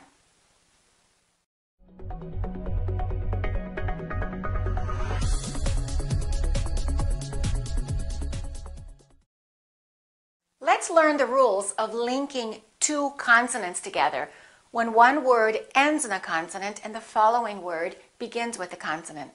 Let's look at the first rule. Here we have an S, likes, and here we have another S. When we have two same consonants, we only pronounce one. Likes swimming. We don't say he likes swimming. We blend it together. We can eliminate this first S and go directly to the following word. And we say, he likes swimming. He likes swimming. You can prolong the S a little bit, but don't pause, don't interrupt the sounds, and don't break the two words in half. How about if we add something in the front and we say Bill? Who likes swimming? Bill likes swimming. Listen to this. Bill likes swimming. What did I do? I connected this L to this L. I didn't say Bill likes. I said Bill likes. One more time. Bill likes swimming. Okay, let's practice some more words now with different consonants. Let's practice the P. One P at the end of the word, and the next word also begins with the P. For example, stop practicing. What do we do when we link those two words? We say, stop practicing. One more time. I'm going to stop practicing. Let's try that with the letter T. Next time. Let's link them now. Next time. Repeat. I'll see you next time. We only pronounce one T. Let's try it with the SH, the sh. Wish she. I wish she would. How would that sound linked? I wish she would. I wish she would call me. Let's try with the D. Bad day. Let's link it now. Bad day. I had a bad day yesterday. Let's do that with an N. 9 nails. Put them together. 9 nails. Let's do it with a B. Bob Barker. His name is Bob Barker. His name is Bob Barker. Let's do it with a V. Love vegetables. I love vegetables. And one more. How about with the G? Going great. Going great. Everything is going great. The second rule of linking one consonant to another consonant is that we link consonants that have the same point of articulation. The point of articulation means the point of contact that is made for you to produce sounds. For example, P and B, P and B, have the same point of articulation because both of them require the lips to close, P, B. Another example would be T and D, T, T, D, D. They also have the same point of articulation because in both of those cases, the tongue is touching directly behind the teeth, T, D. Let's take a look at what happens when we link consonants that have the same point of articulation. Look at this example, used to. This D and T are very similar, and when people speak, they never say, I used to. I used to. They say, I used to. I used to. I used to work. I used to smoke. In fact, it really doesn't sound like a D ever, so sometimes when Americans write quickly or they make a spelling mistake, they will actually spell used to without the D because they're not used to hearing it. Let's look at another example. 5 friends. Look at my lips. Same point of articulation. So we wouldn't say I have 5 friends. We would blend them together and say I have 5 friends. The only difference between the V and the F is that V is voiced and F is voiceless. Otherwise, the lips are doing exactly the same thing. Repeat after me. I have 5 friends. One more example. Big kitchen. G and K have the same point of articulation. It happens back here. Let's try that. G, g, g, k, k, k. Your tongue is doing exactly the same thing in the back. So we don't say, I have a big kitchen. Let's link them. I have a big kitchen. Let's try a few more. Supposed to. We don't say supposed to. We say supposed to. One more. Need to. We don't say I need to go. We say I need to go. One more thing. When a consonant is a stop, for example, P, B, T, D, and another consonant follows, even if the consonant doesn't have the same point of articulation, make sure you hold that first consonant and kind of link it. For example, if I say back door, we're not going to say back door. Don't release that k. Just go back door. I went through the back door. Or, for example, help me. We don't say help me. Just hold that P, help me. Or help him. Help John. Just remember, don't overpronounce those final consonants ever. Don't release them too much if there's something coming next, if it's not at the end of the sentence. Okay? Let's practice some sentences now. I wish she would talk to me. I wish she would talk to me. Did that man know about the situation? Did that man know about the situation? I could drive you there right now. I could drive you there right now. He always seems so happy. He always seems so happy. I used to work crazy hours, but these days I've slowed down. I used to work crazy hours, but these days I've slowed down. As you can see, when you link one consonant to another consonant, your speech sounds a lot more smooth.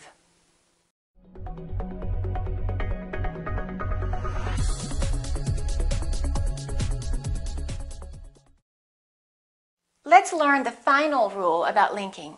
Linking vowel to vowel. If one word ends in a vowel and the following word begins in a vowel, there is also linking that has to happen. Let me show you what happens in that case. Look at this. See, it. Here's a vowel, E, and here's another vowel, it. In this case, we put a little Y, a little Y sound. So we don't say see it. Listen to this. See it. Y. See it. Don't make that Y too strong. Don't exaggerate it. Don't say see it. Just a little see it. I see it. I see it. Here's the rule. When the vowel requires your lips to be flat, E, for example, the vowel E or OI, these are diphthongs here, OI, A, I, they all end with that E sound. We're going to do that Y sound. One more time, see it. Let's try some more words. Very interesting. Let's put a little Y in there. Very interesting.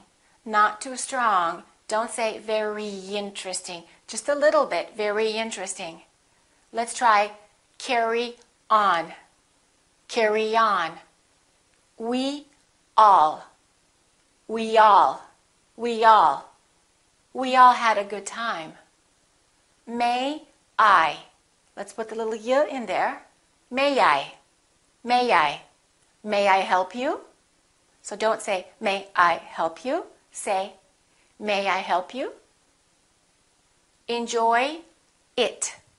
Let's link it. Enjoy it. Enjoy it.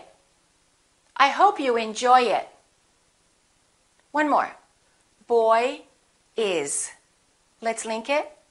Boy is. That boy is tall. That boy is tall. All right. Let's learn what happens when our lips are rounded in the last vowel position. For example, oo, who. In this case, we don't put a little Y in there. We put a little W sound. W. Round your lips. Who is. Who is becomes who is.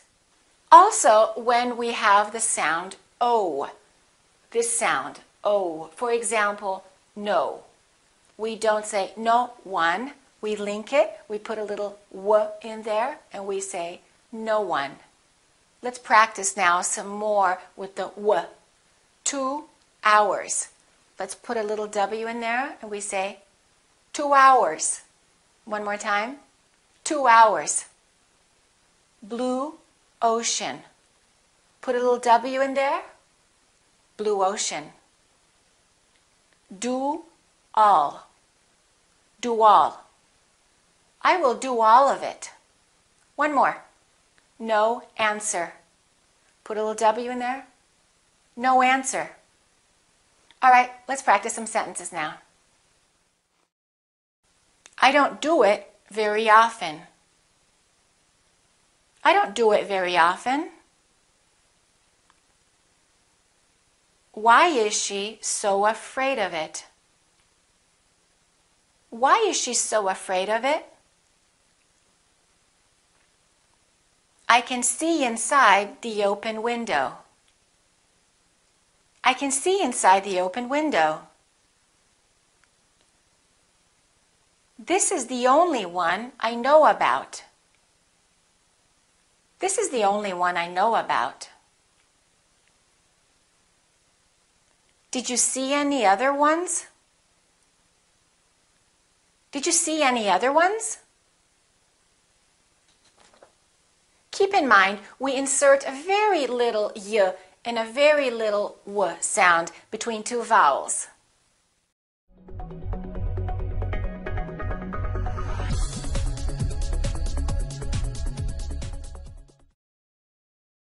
Let's learn another rule of smooth and natural and connected speech that has the right rhythm and the right stress. It has to do with knowing which words to reduce and exactly what happens to the words when we reduce them. As a reminder, remember we stress the content words such as nouns and verbs and adjectives and adverbs, and we reduce function words, which are pronouns, prepositions, articles, and auxiliary verbs. Auxiliary verbs are words like will and am and is and do and does. Very often, when we reduce those words, they're contracted. So instead of saying, I will go, we say, I'll go. That's one way we reduce them. Or for example, we don't say I am, we say I'm. Here's what happens when we reduce prepositions.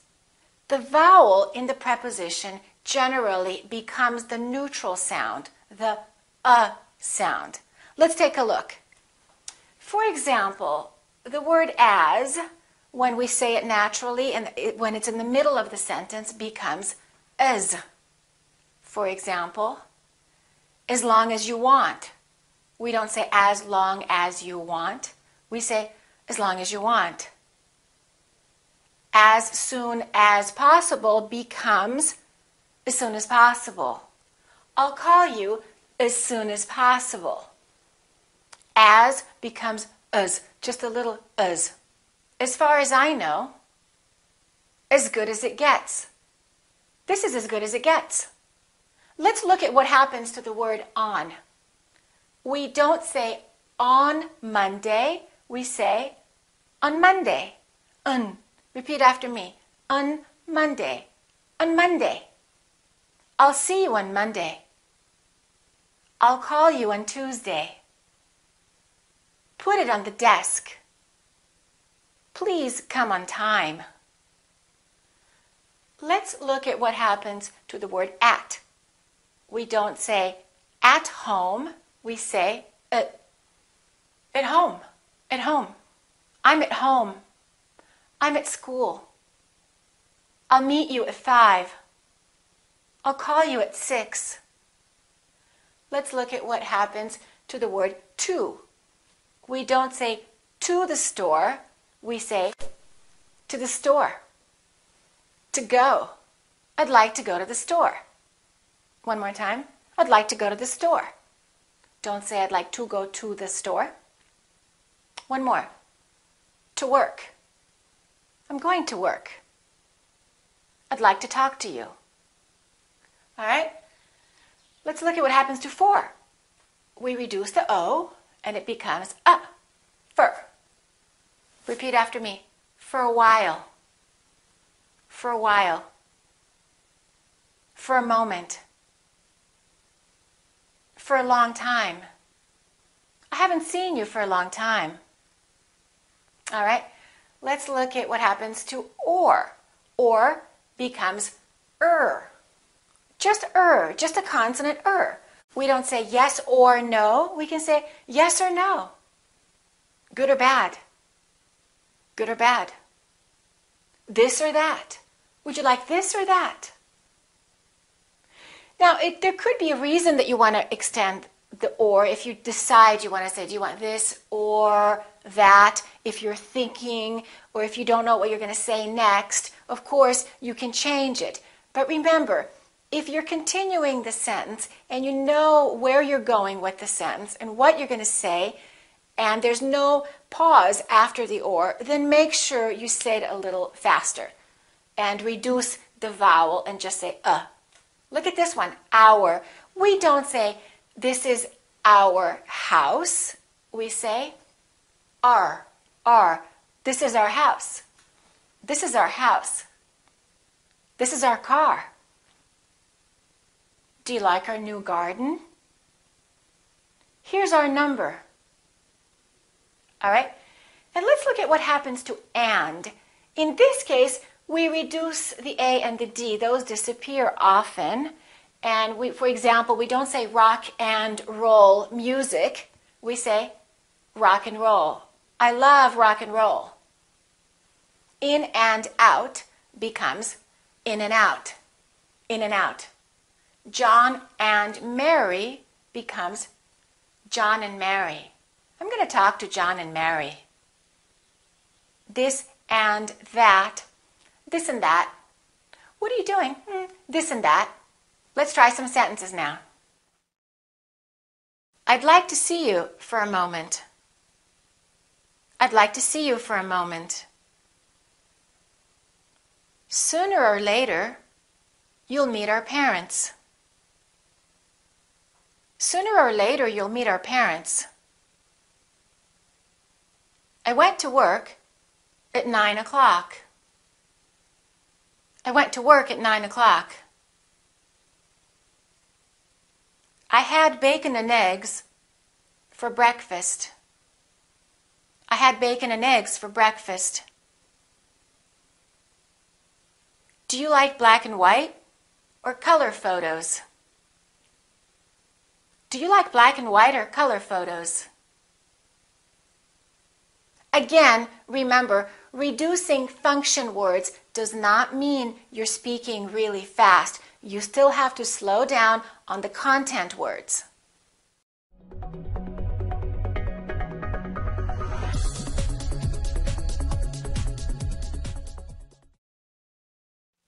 Let's learn how to reduce pronouns, and by reducing them, how to make your speech sound more natural.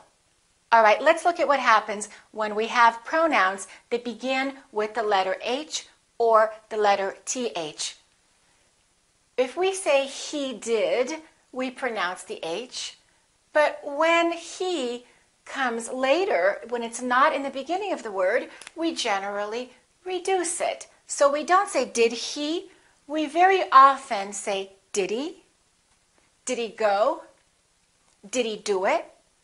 Of course, if you want to speak very carefully and really pronounce things and very formally, you might want to say, did he do that? But you will hear most Americans just say, did he? Did he do it? Could he? We say, could he? Could he help me? Should he? Should he? Should he call you? Would he? Sounds like would he. When we say him, the same thing happens. Very often, instead of saying, I told him, we just drop the H and we say, I told him. Instead of saying, call him, we'll drop the H and we will say, I'll call him. I'll call him. I'll call him tomorrow. Ask him. You say it. Ask him. Ask him. I'll ask him a question. One more. See him. See him. I see him. When I see him, I'll say hello. Let's look at what happens to the word her. Same thing. We drop the H. We don't say call her. Generally, when people are speaking naturally, we say call her. I'll call her. Love her. Love her. I really love her. Like her. Like her. And one more. Drive her. In fact, drive her sounds like this. Driver. He's a good driver, or I'll drive her. It sounds the same. I'll drive her. And one more. Them. The TH also gets reduced. For example, we don't say, I will pick them up. We drop this TH and we say, pick 'em. Pick 'em up. I'll pick 'em up after school. Need them sounds like need 'em. Buy them sounds like buy 'em. So when the pronoun begins with an H or a TH, this is what we do, and it can be with the word he or his or him or her or hers or them. These are the situations where we can eliminate the first consonant. Let's practice some sentences now. I'll talk to him when I see him. I'll talk to him when I see him. He wants her to know that he loves her. He wants her to know that he loves her.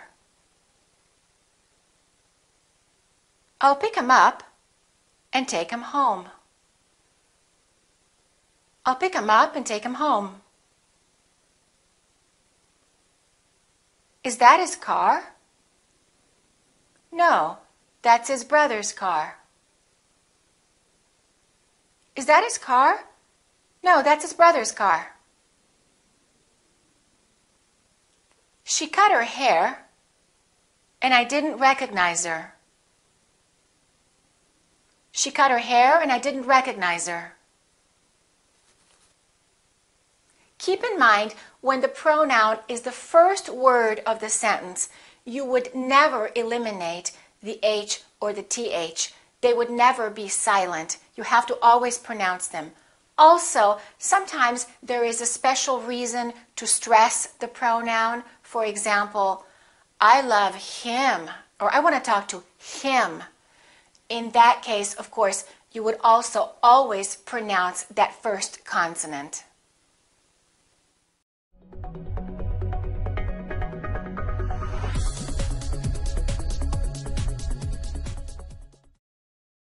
Let's talk about contractions. Contractions are very important to use in your everyday speech. Students who don't use contractions often sound like they're just beginning to learn English, like they're at the first stages and they're still pronouncing every word separately and still learning vocabulary. That's the impression Americans get when people don't use contractions. For example, we wouldn't say, do not do that. We would say, don't do that. And probably you're already doing that. I'm assuming you're using contractions in your speech. However, I find that a lot of my students tend to avoid certain contractions. They feel comfortable saying don't, but maybe with have or has or will, they're not quite sure how to do it and they pronounce it incorrectly, or they just completely avoid it. Let me tell you one more thing. Sometimes we do separate the words. For example, I can say, do not do that. If I'm very angry, do not do that. Or, I did not do it. No, I didn't. I really didn't. I did not. So for special emphasis, Americans don't contract. In most other cases, they do. One more thing, in written language, you will not see that many contractions. But in spoken language, it's very different.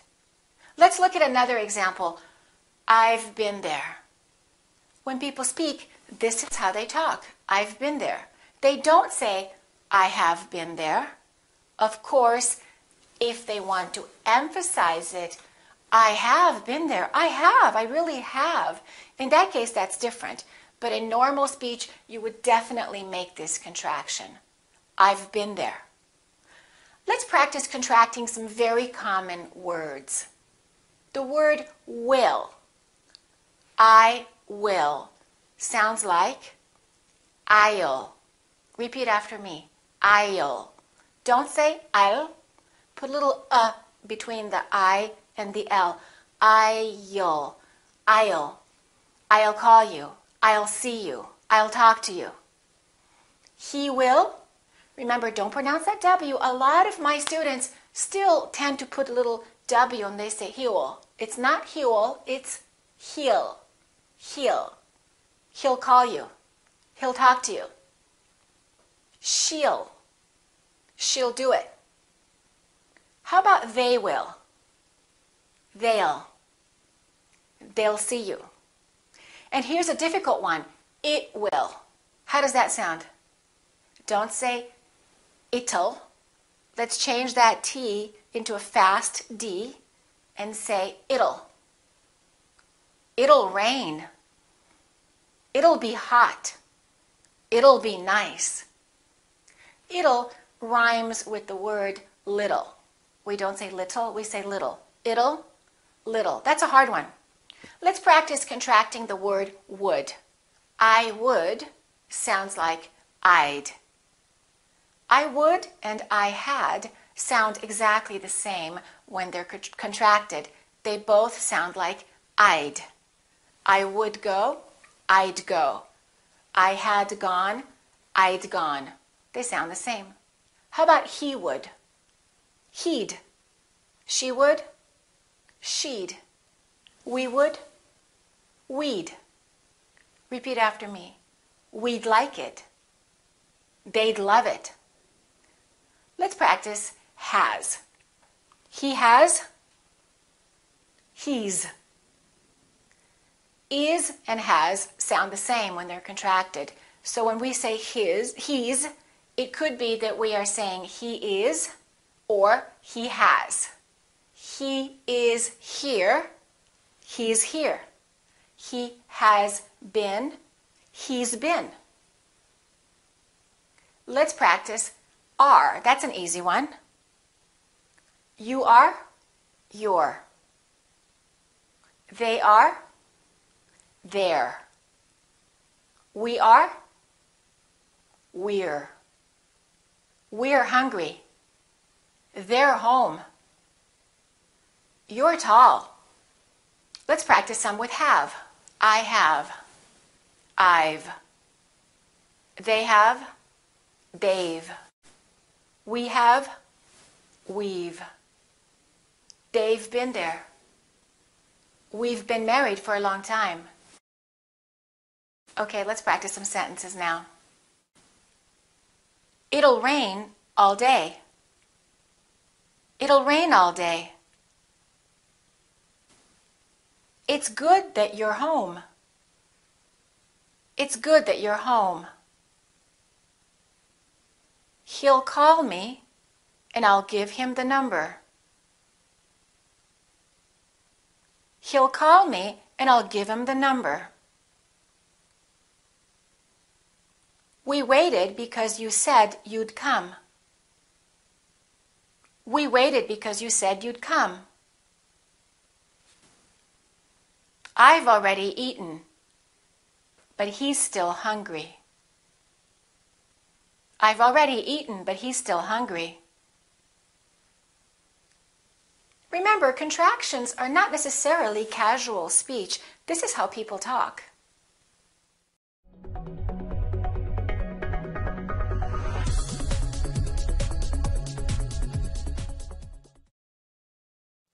Let's talk about some difficult contractions now. When I give speech evaluations to my accent reduction students, these are the ones that many people pronounce incorrectly. Let's take a look at them. When we have the word have, which is an auxiliary verb in this case, could have been, could have done, could have seen, we almost always contract that when we're speaking. A lot of my students make a mistake and they just add the V and they say could've. It's not could've. We put a little sound in there and it sounds like this. Of, could've. It sounds like this. Think about dove, which is a bird, the bird dove, and say could've, could've, could've, could've. Let's practice that. I could have told you. Should have. Let's do that. The same thing. We're going to say dove or of. Should have. You should have known. Would have. Don't say would've. It's would've. Let's practice that. You should have told me. I could have helped you. He would have loved it. Let's look at what happens when we have the word not in there. It gets even more difficult. When we have not, we don't say could not have. Look at this. We pronounce the D and then we connect the D next to the N and then the O disappears, but the T also disappears. Watch this. We say couldn't and then we add this element. We do it like this. Couldn't have. Couldn't have. Don't pronounce the O. Don't pronounce the T. This one is hard, isn't it? Let's practice it again. Couldn't have. Couldn't have. Okay, should not have becomes shouldn't have.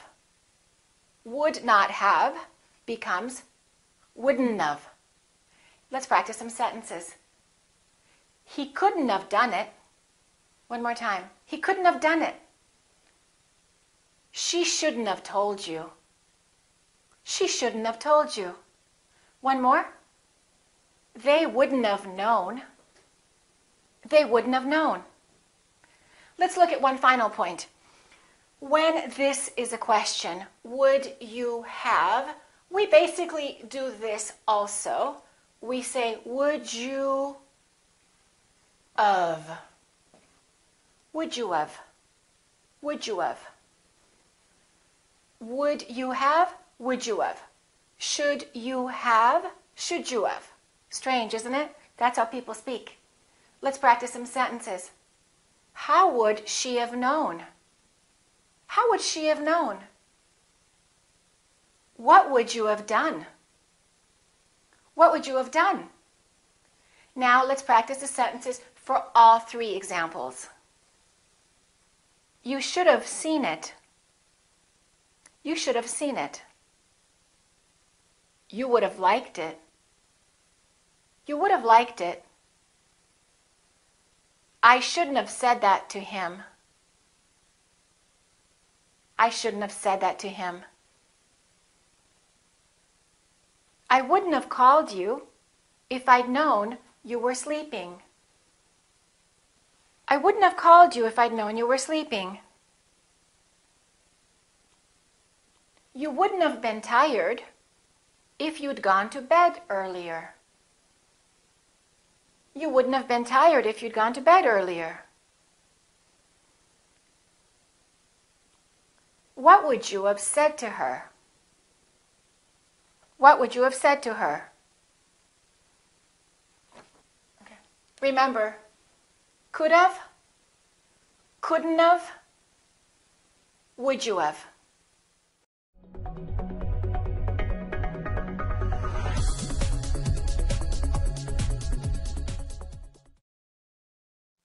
Let's learn to fix another very common mistake that people make. There are certain words that have vowels which are not pronounced at all, and the syllable disappears. Let me show you. When we say the word basic, it has two syllables.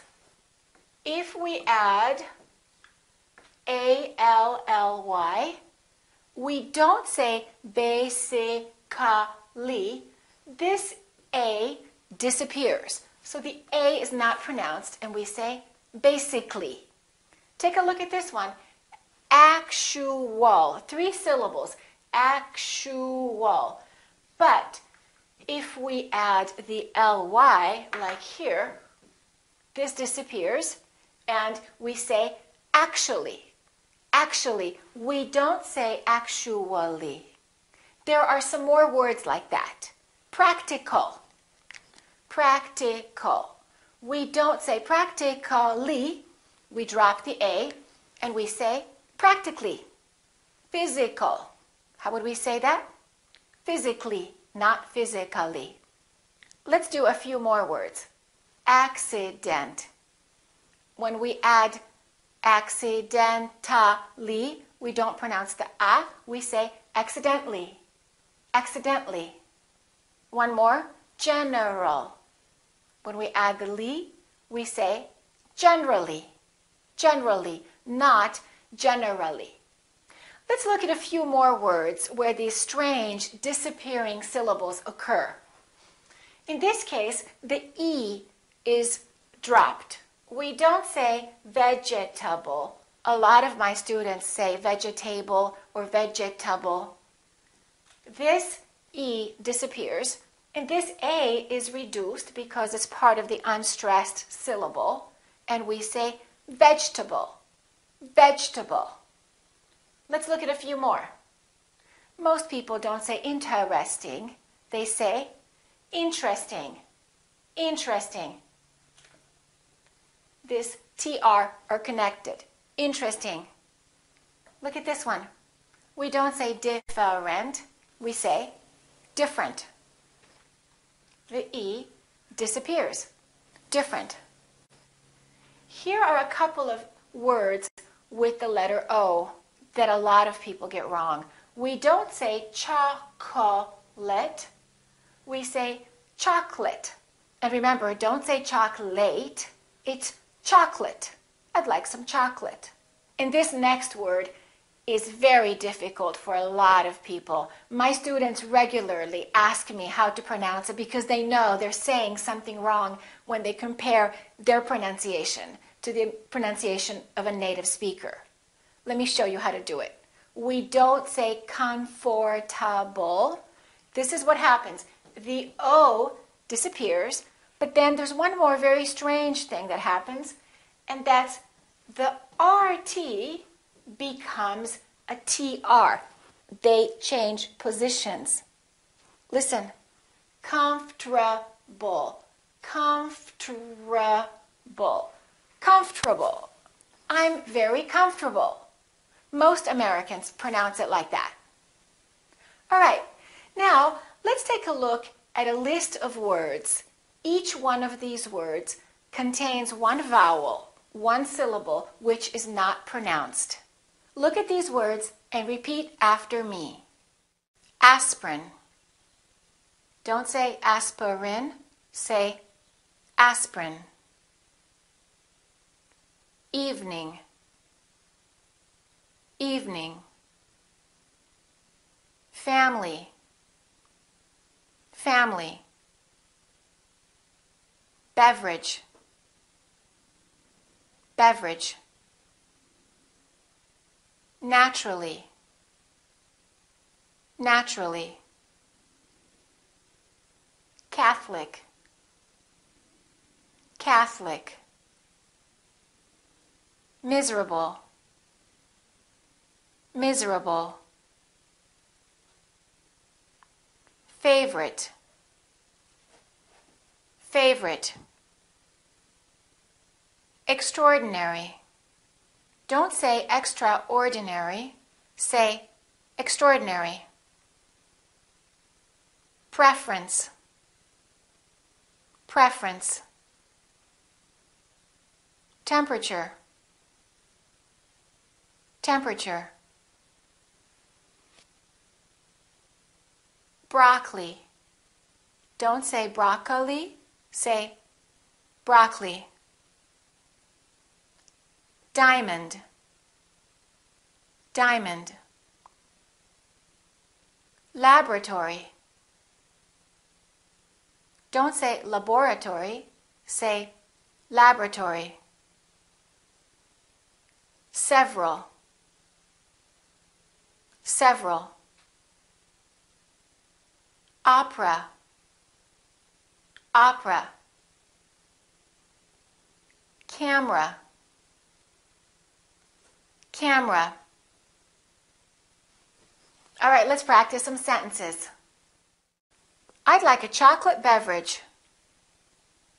I'd like a chocolate beverage. Let's go to a different restaurant. Let's go to a different restaurant. Every evening, she takes an aspirin. Every evening, she takes an aspirin. Basically, they're different. Basically, they're different. I went to an extraordinary opera last night. I went to an extraordinary opera last night. I actually like broccoli. I actually like broccoli. Fortunately, there aren't too many of these types of words, but the ones that I've listed, try to memorize them and make a habit of using them correctly.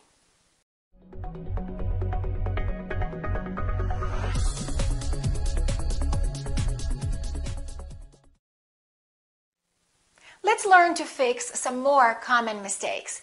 It has to do with the silent letters. As you know, for example, in the word know, the K is silent. You probably already know that. We don't say I know, we say I know. But a lot of my students, for example, don't know that the B is silent in the word bomb. We don't say bumb, we say bomb.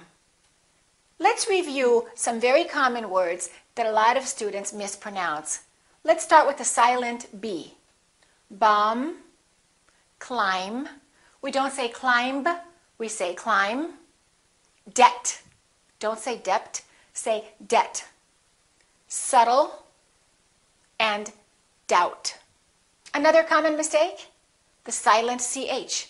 We don't say yacht, we say yacht. Okay, silent D. Adjust. Don't say adjust, say adjust. Adjective. All right, silent L. We don't say walk and talk, we say walk, talk. Could, would, should. Silent L. Half. We don't say health, we say half. Silent T. The silent T very frequently happens in words that are originally French. For example, the word ballet, it has the ET ending, and in the French language, the T is almost always silent, so English speakers pronounce it the same way. We don't say ballet, we say ballet. A few more ET endings. Bouquet, like a bouquet of flowers. Buffet. Valet. And one more. Chevrolet. We don't say Chevrolet, Chevrolet. Let's look at a few cases where the TH is usually silent. Look at the word month. This TH is pretty easy to pronounce, but when we add an S, the TH and S combination are very difficult, even for native speakers. Most Americans don't really say months. They kind of eliminate the TH and they just say months. 1 month, 2 months. Same thing with the word clothes. We don't really say clothes. You might hear a tiny TH with some people's pronunciation, but most people just say clothes. I bought some new clothes. All right, silent P. Don't say receipt, say receipt. Can I have my receipt? Psychology. Psychic. One more. Cupboard. Don't say cupboard or cupboard, say cupboard. My kitchen cupboard. Silent S. Arkansas, Illinois, island, debris. All right, one more. Silent W. Answer. Don't say answer, say answer. These are the most commonly mispronounced words with silent letters.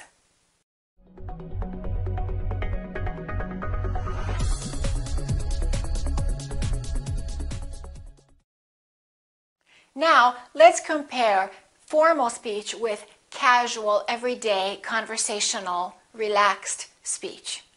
Look at this.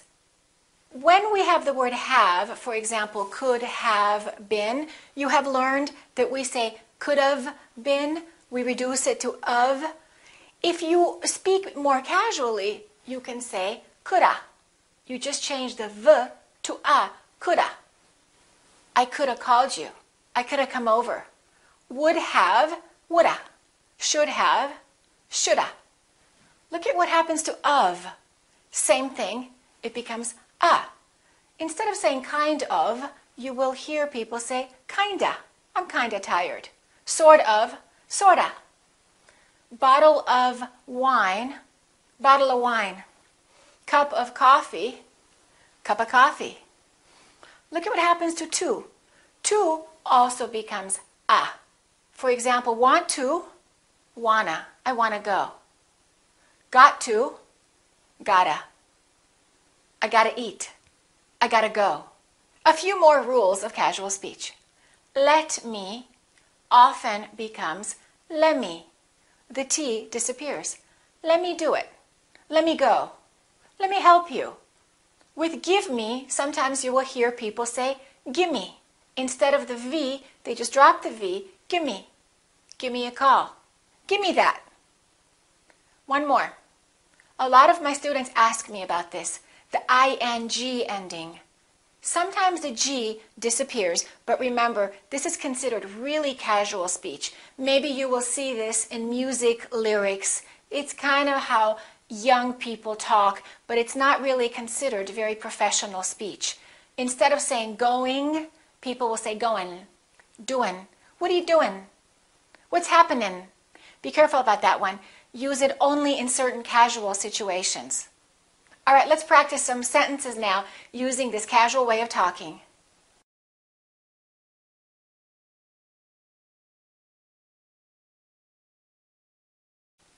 You should have told me earlier. I could have helped you. You should have told me earlier. I could have helped you. I want to get a cup of coffee. I want to get a cup of coffee. He's going to make a lot of money. He's going to make a lot of money. We got to go shopping because we're out of food. We got to go shopping because we're out of food. Let me introduce you to a friend of mine.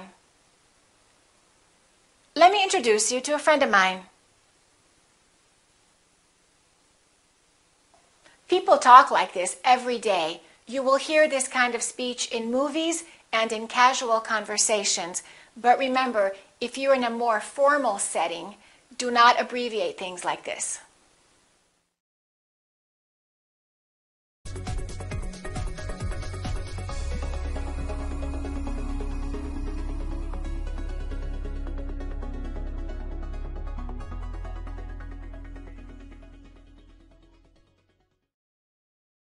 Let's learn the 15 vowel sounds of American English. I will briefly introduce you to the 15 different sounds, and you will be able to see the phonetic symbols for each sound. And then after this lesson, you will study the difficult sounds in a lot more detail so that you can learn how to fix the biggest mistakes that non-native speakers make when they're trying to speak with an American accent. All right, let's take a look at the first one. The first one is E, E. Some common words include please, see, meet, believe. Say it one more time with me. E. Okay, vowel number 2 is it, this, difficult, if, dinner. Say it with me. It. Okay? Vowel number 3 is A. Late. Gate. Baseball. Stay. Okay. Let's say it again. A. Okay, vowel number 4 is E. Bed, men, dress, friend. Say it with me. E. Vowel number 5, A.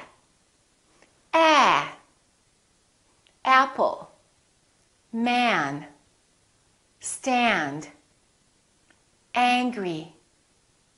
Say it with me. A. Okay, let's take a look at vowel number 6. Ah. Hot. Topic. Office. Modern. Say it with me. Ah. Vowel number 7. But, done, jump, love. Say it with me. This sound is usually written like this in your dictionary, but sometimes you might also see this symbol. They're basically the same sound. Okay? Vowel number 8. Aw. Always. Tall. Bought. Thought.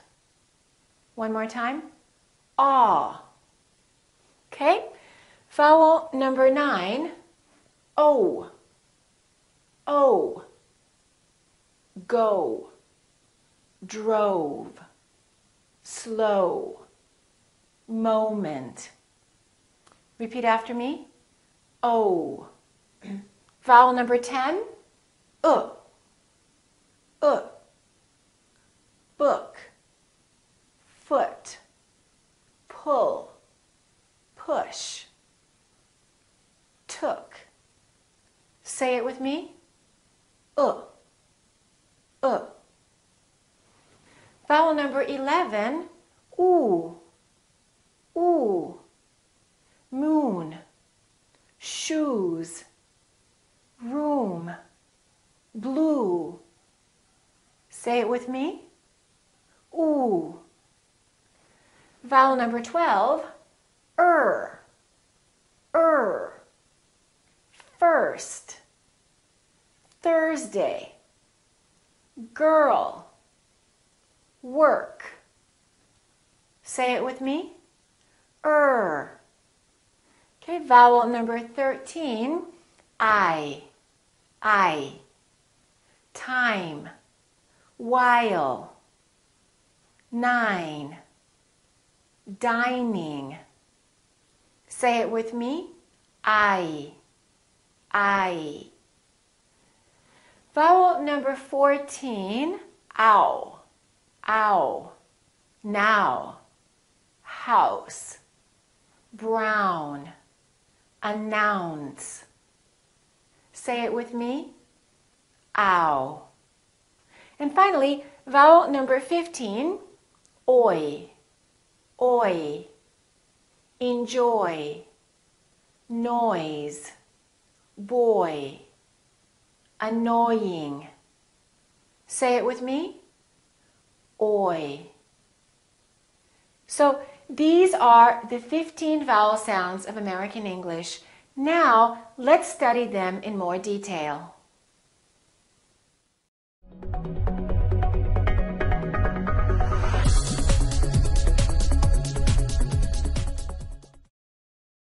We categorize vowels as either tense or neutral, or sometimes we say relaxed instead of the word neutral. When we say a vowel is tense, it means that our tongue is tense and sometimes our lips are also tense. For example, when I say E or when I say O, there's a lot happening. My mouth is moving and it's tense. When I say I or when I say there's not much happening in my mouth. My lips are relaxed and my tongue is relaxed in the back.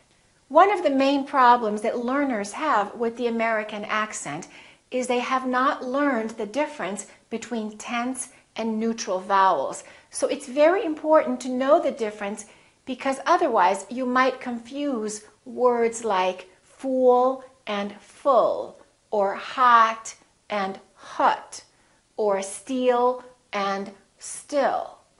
Sometimes in other languages, these sounds can sound exactly the same.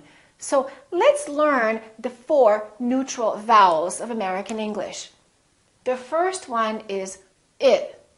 So we don't say E, we say I. Very neutral, very relaxed. The second one is E. We don't say A, we say E. The third one is We don't say A, we say We don't say love, we say love. Love. And the fourth one is We don't say book, we say book. In the following lessons, you will have a chance to learn in detail the differences between some of these very confusing vowel sounds. But for now, I want you to remember the 4 main neutral vowel sounds. I, and Okay, let's get started.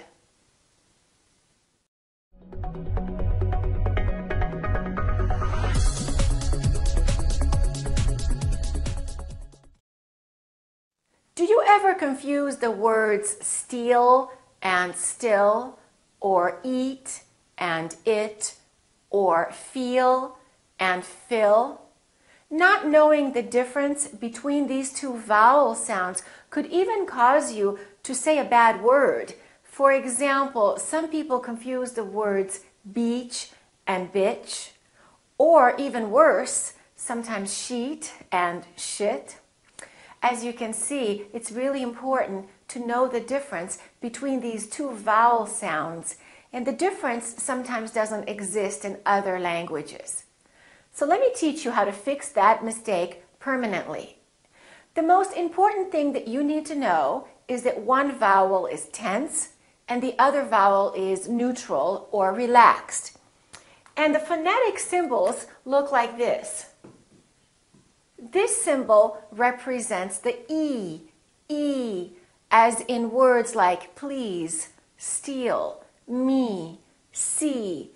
And these words are usually spelled with a double E, for example, see or cheese, or EA, as in please or beat, or sometimes IE or EI, as in believe.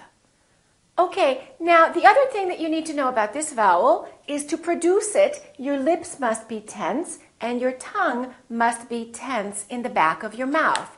So, look at me. E. Your tongue must be tense back here, so raise your tongue up in the back and say E. To try this out, put your fingers right here, right under your jaw. E. Your fingers should be moving a little bit. They're moving because your tongue is tense in the back. E.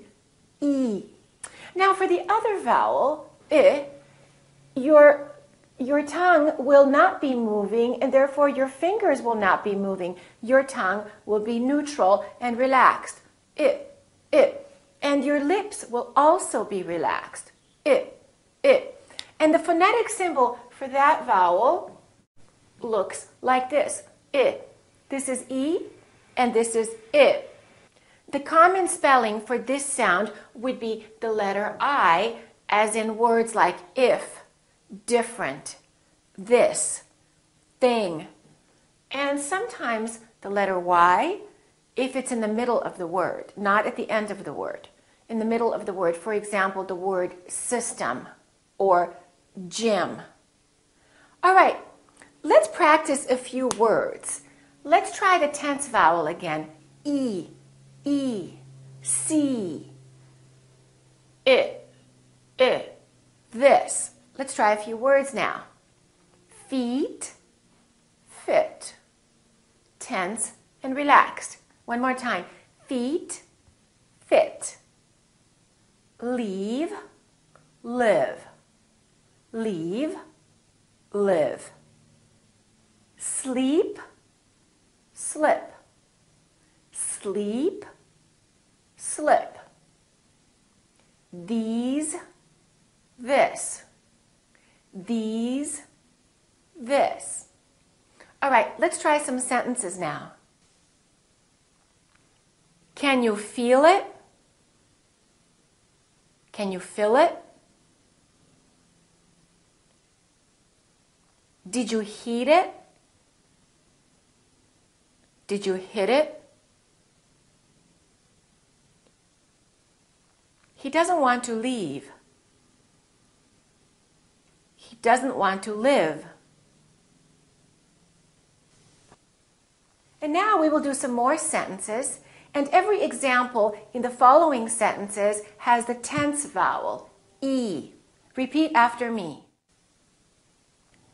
She was feeling sleepy after eating the big meal. She was feeling sleepy after eating the big meal. These three people speak Chinese. These three people speak Chinese. We love the green fields and the beach breezes. We love the green fields and the beach breezes. Steve believes he will see Peter this week. Steve believes he will see Peter this week. I will leave the East Coast in 3 weeks. I will leave the East Coast in 3 weeks. And let's practice some sentences now that have the I sound. There are 6 filthy dishes in the kitchen sink. There are 6 filthy dishes in the kitchen sink. Mr. and Mrs. Smith lived in India for 6 years. Mr. and Mrs. Smith lived in India for 6 years. Bill took some interesting pictures on his trip to Italy last spring. Bill took some interesting pictures on his trip to Italy last spring. The winter wind will bring a big chill. The winter wind will bring a big chill. Do you think that this swimmer has the ability to win? Do you think that this swimmer has the ability to win? Remember one more important thing. The main difference between these 2 vowels isn't that one vowel is long and one vowel is short. The main difference is that one vowel is tense and one vowel is neutral or relaxed. Because even a tense vowel can sometimes be prolonged if the word is stressed. For example, wow, your house is big. So you see, a lot of people wrongly assume that that's the only difference, long and short. Remember, tense and relaxed.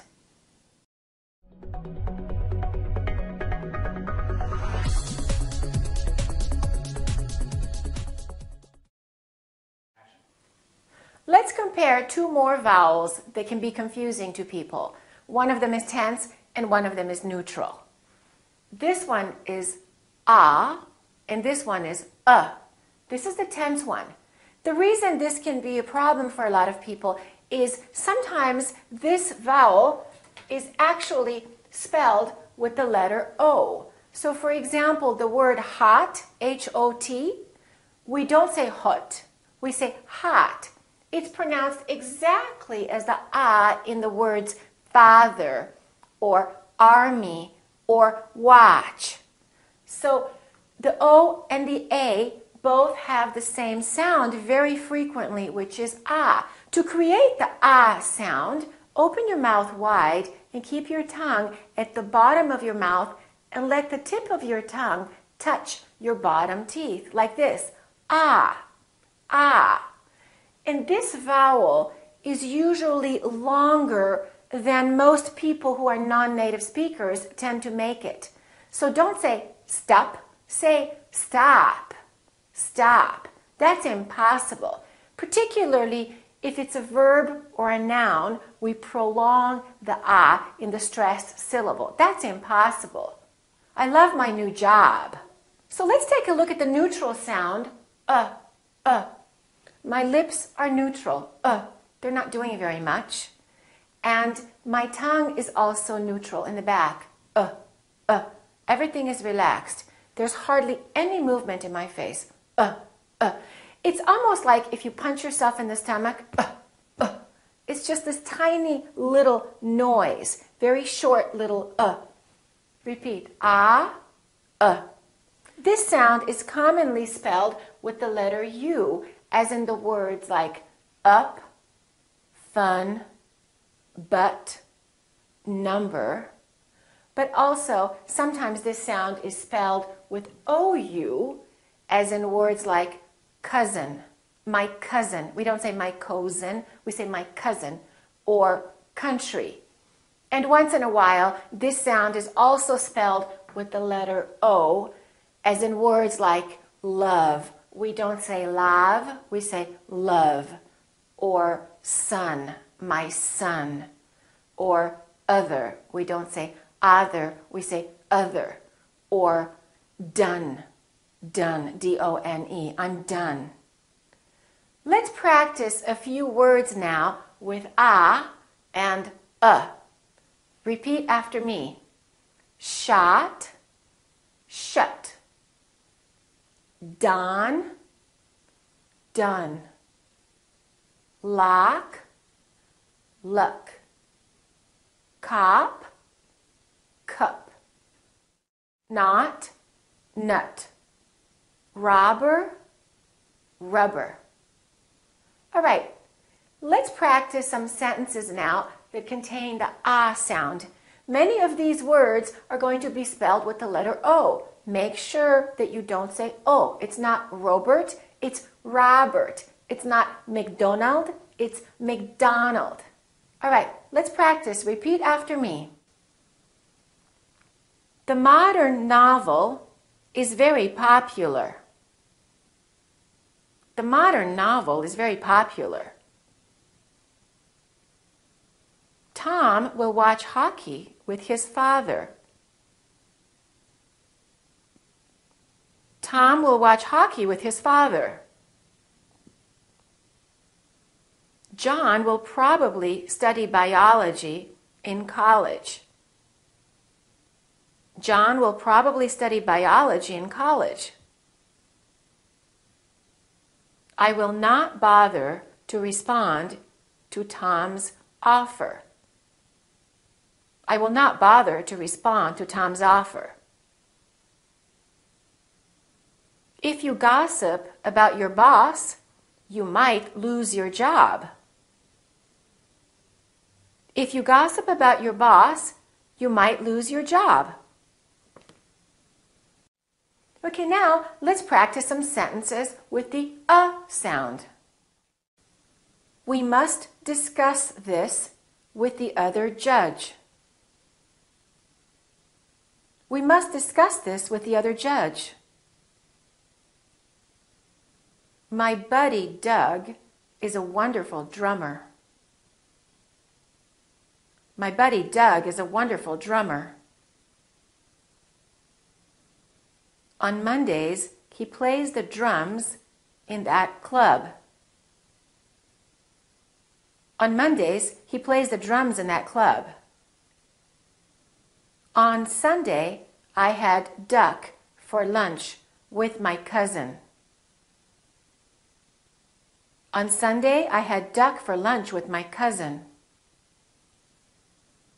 He doesn't study much and he loves to have fun.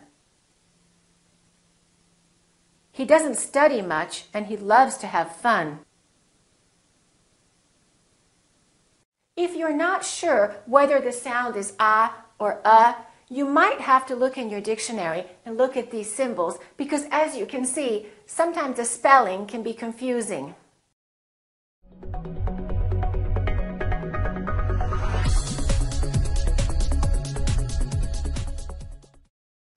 Let's take a look at two more vowels that are commonly confused because one is tense and one is neutral. It's the U and the U. For the U sound, the lips are rounded. U, U. And for the neutral sound, the lips are very slightly rounded. U. The common spelling patterns for the U are double O, as in food and moon, and a U plus E, as in blue and true. And for the we also have a double O, as in words like look, took, shook, and O-U-L-D, as in would, could, should. So don't say I would like, say I would like. Don't say look at the good book, say look at the good book. And the letter U, as in words like push and pull. Let's practice the two sounds now. Repeat after me. Fool, full. Luke, look. Pool, pull. And now let's practice some sentences. First, let's practice the words that have the oo sound in them. The report was due on Tuesday at noon. The report was due on Tuesday at noon. He knew the value of those 2 suits. He knew the value of those 2 suits. The crew uses a lot of new tools. The crew uses a lot of new tools. In the future, there will be new school rules. In the future, there will be new school rules. Susan wore her new shoes to school. Susan wore her new shoes to school. And now let's practice sentences with the sound. The woman in the wool pullover is good looking. The woman in the wool pullover is good looking. It would be good if you could help me. It would be good if you could help me. You should walk in the woods. You should walk in the woods. He took a good look under the hood. He took a good look under the hood. He spent his childhood playing football. He spent his childhood playing football. Again, if you're not sure if the sound is oo or you might have to look in your dictionary because both of these sounds are very frequently spelled with the double O.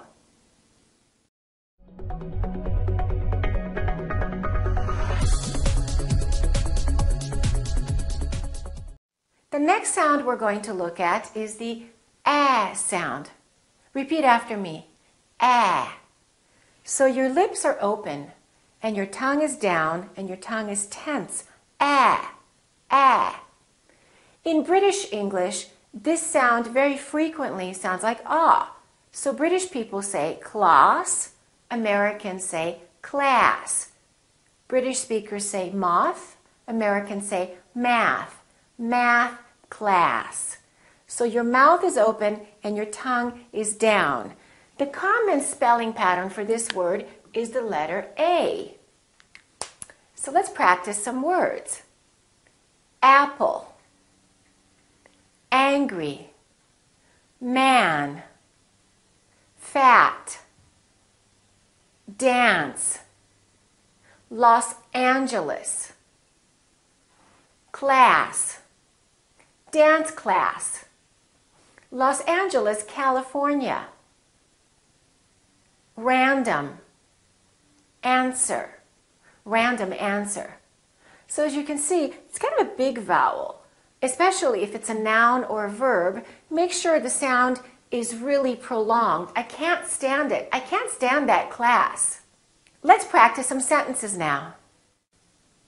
Last January, Adam traveled to Los Angeles, California. Last January, Adam traveled to Los Angeles, California.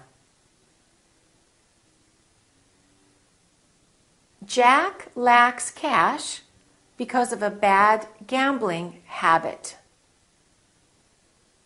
Jack lacks cash because of a bad gambling habit.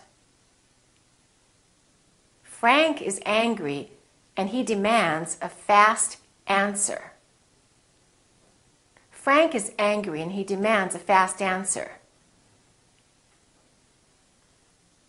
I bought my black jacket on my last trip to France. I bought my black jacket on my last trip to France. My family understands that I can't handle that matter. My family understands that I can't handle that matter. So don't say ah and don't say eh. It's kind of between those two. It's ah with a smile. Eh.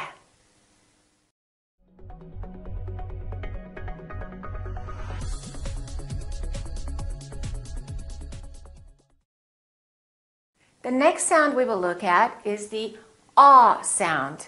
Repeat after me. Ah, ah. So your jaw is all the way down and your lips are kind of oval shaped like an egg. Ah. Don't push your lips forward too much. Don't say oh.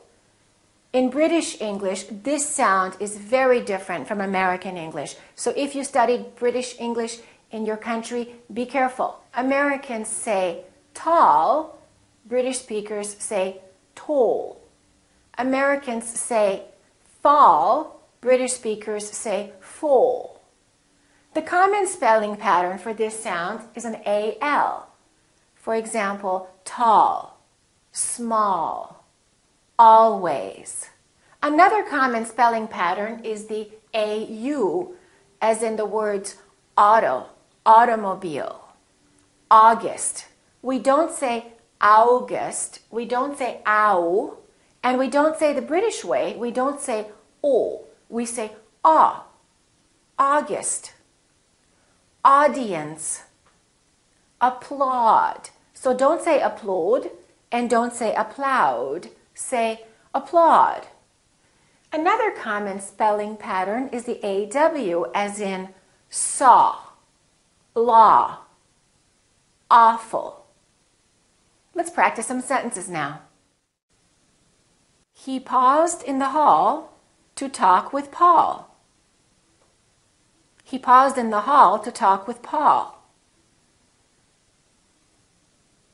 The author talked to the small audience. The author talked to the small audience. We all thought you bought it at the mall. We all thought you bought it at the mall. It's awful that he always breaks the law. It's awful that he always breaks the law. He's exhausted because he's been walking all day long. He's exhausted because he's been walking all day long. So remember, don't say oh, say ah.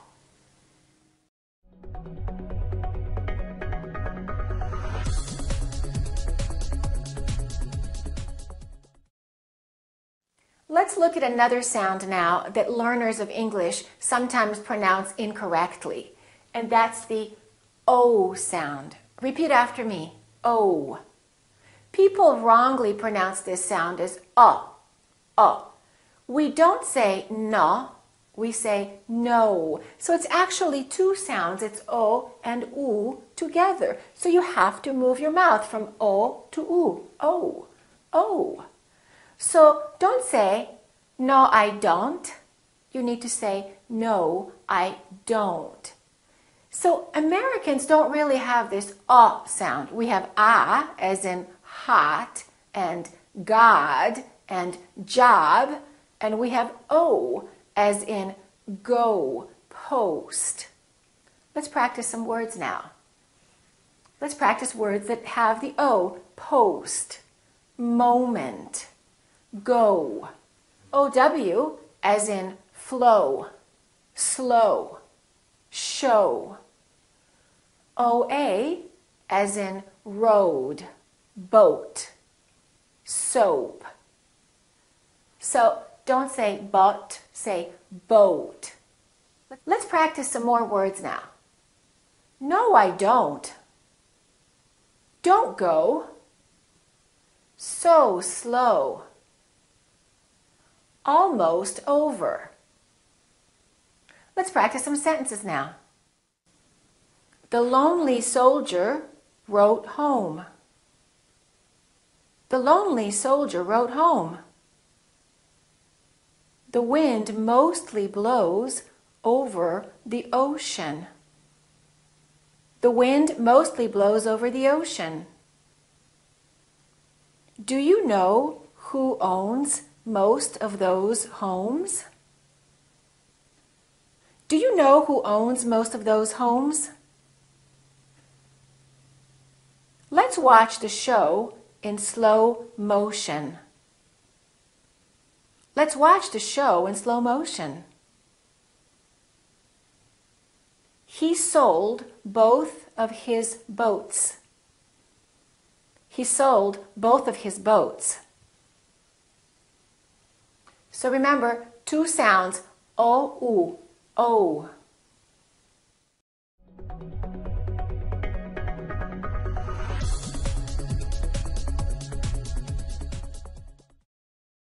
Now we will look at the sound. Repeat after me. This sound is produced with the sound, the very short neutral sound, plus the The common spelling for this sound can be almost any vowel plus the r. Let's look.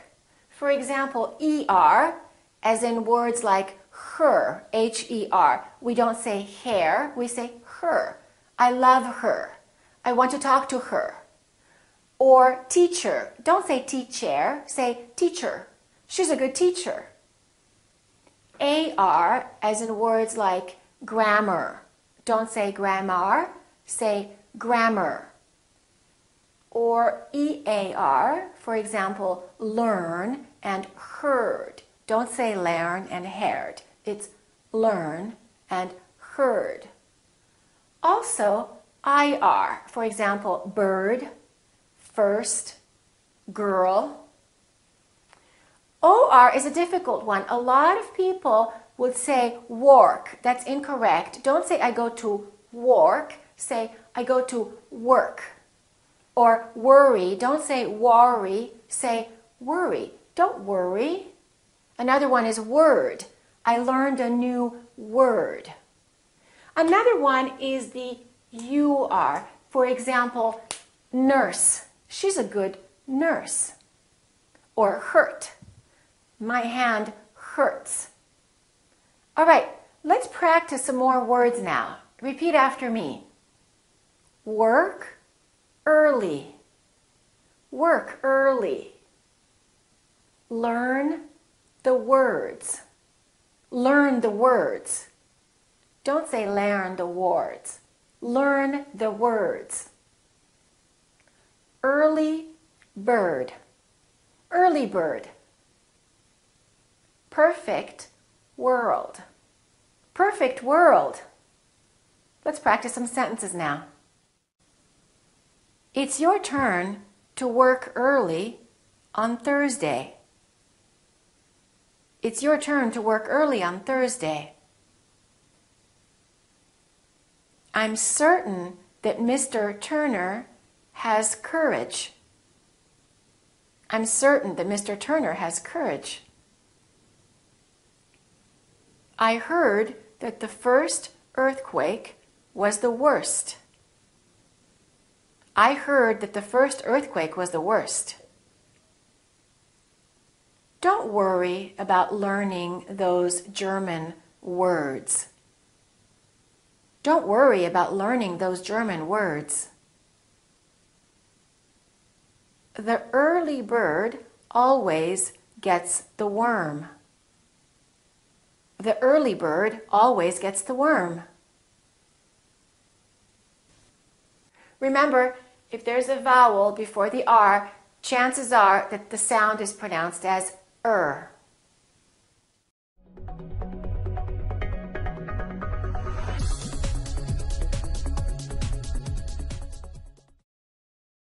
Let's talk about vowel length now. American vowels can sometimes sound very long and louder if the syllable is stressed or if the word is stressed. For example, if I say the word banana, banana has 3 syllables. Let's take a look. So we have banana. This second syllable is stressed. That means this vowel is going to be much longer. Repeat, banana, banana. So the a is going to be prolonged. Let's look at another word that has 3 syllables and also 3 a's. This time, the first syllable is stressed. This time, this a is really long. So don't say Canada, say Canada, Canada. So you need to ask yourself, which syllable is stressed? And when you know which syllable is stressed, make sure that you make the vowel really big. For example, let's take the sound ah, as in the word biology.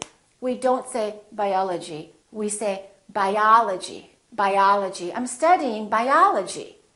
Or if we say photography, I'm studying photography. I really love photography. So prolong those vowels when the syllable is stressed. The same thing happens when the word is stressed.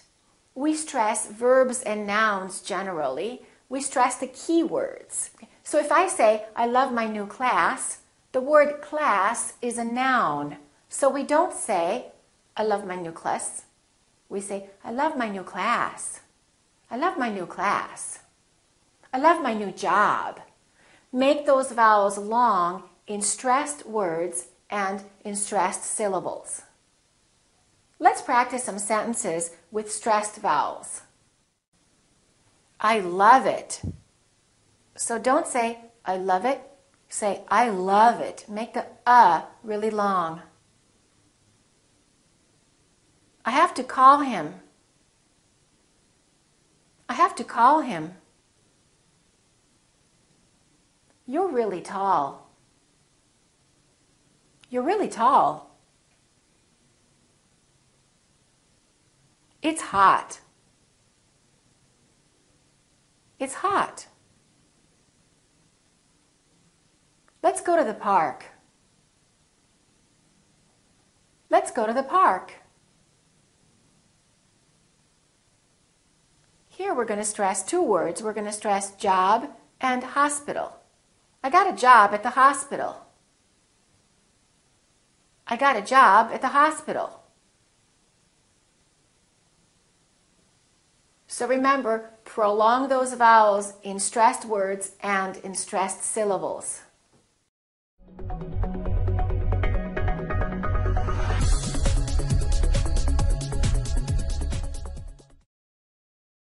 In the last lesson, you learned how to prolong vowels and how to stress them. In this lesson, you will learn how to reduce them and why you need to reduce them. Let me show you. Let's take a word like symbol. We have 2 syllables. The first syllable is stressed, and the second syllable is reduced. When we have a reduced vowel, we don't pronounce it fully. We don't say symbol. We reduce it and we pronounce it as a. Symbol. Symbol. So the O changes. Let's look at another ending with O. For example, we stress the first syllable here, low, low, but we don't say local or locale. We reduce the second syllable and it becomes the local, local. So you see OL and AL sound exactly the same because they're both reduced syllables. So any vowel can sound like when it's part of the reduced syllable. Let's look at another word. This word, if it's a noun, it's pronounced as record. The first syllable is stressed. Record. This O changes. So it's not O, it's a. Record. If it's a verb, this word is pronounced record. I'd like to record my voice. In that case, the O is fully pronounced, it's prolonged, and it's stressed. And this part now becomes short. It almost disappears, and it becomes the sound. Record, record. The same thing happens when words are reduced within sentences. Remember I told you we stress the key words like nouns and verbs? Well, we reduce the little unimportant words like prepositions and articles. For example, prepositions like in, on, at, for, with, by. These words are not very important, so the vowels inside those words can sound really short and they sound like So we don't say at, we say ut. We don't say look at me, we say look at me, look at me. We don't say to, we say t. I'd like to talk to you. So don't say I'd like to talk to you. Reduce that vowel and say t. I'd like to talk to you. We don't say for, we say for. So don't say I'm looking for you. Say I'm looking for you. For. Let's practice some sentences now. Let's meet at 2 o'clock.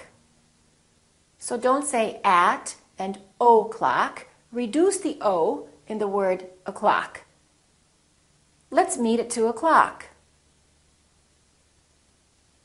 I'd like to talk to the pilot. So don't say I'd like to talk to the pilot. The O in pilot becomes a. I'd like to talk to the pilot. Let's meet for breakfast. Don't say let's meet for breakfast. It's let's meet for breakfast. I'd love to go for a walk. Don't say I'd love to go for a walk. Say I'd love to go for a walk. So remember, reduced syllables and reduced words have the sound.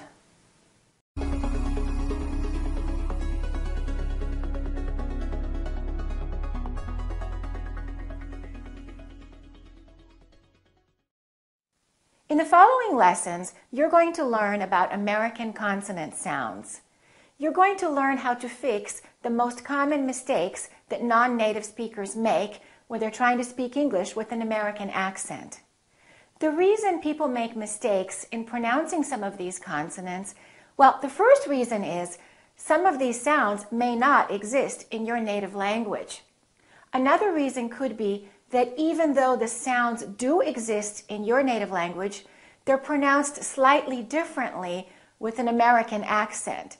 It could be that the tongue is in a slightly different position, or the lips are moving more firmly or more softly, or the vocal cords are vibrating slightly differently. All of these factors influence the American consonant sounds.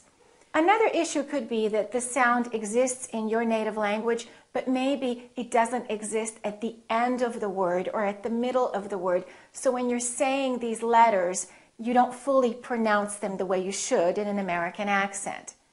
So in these videos, first you will see a demonstration on how to create the sound, and then you will hear individual words, and finally you will hear the words in sentences, and you'll have a chance to listen and to repeat. Okay, let's get started.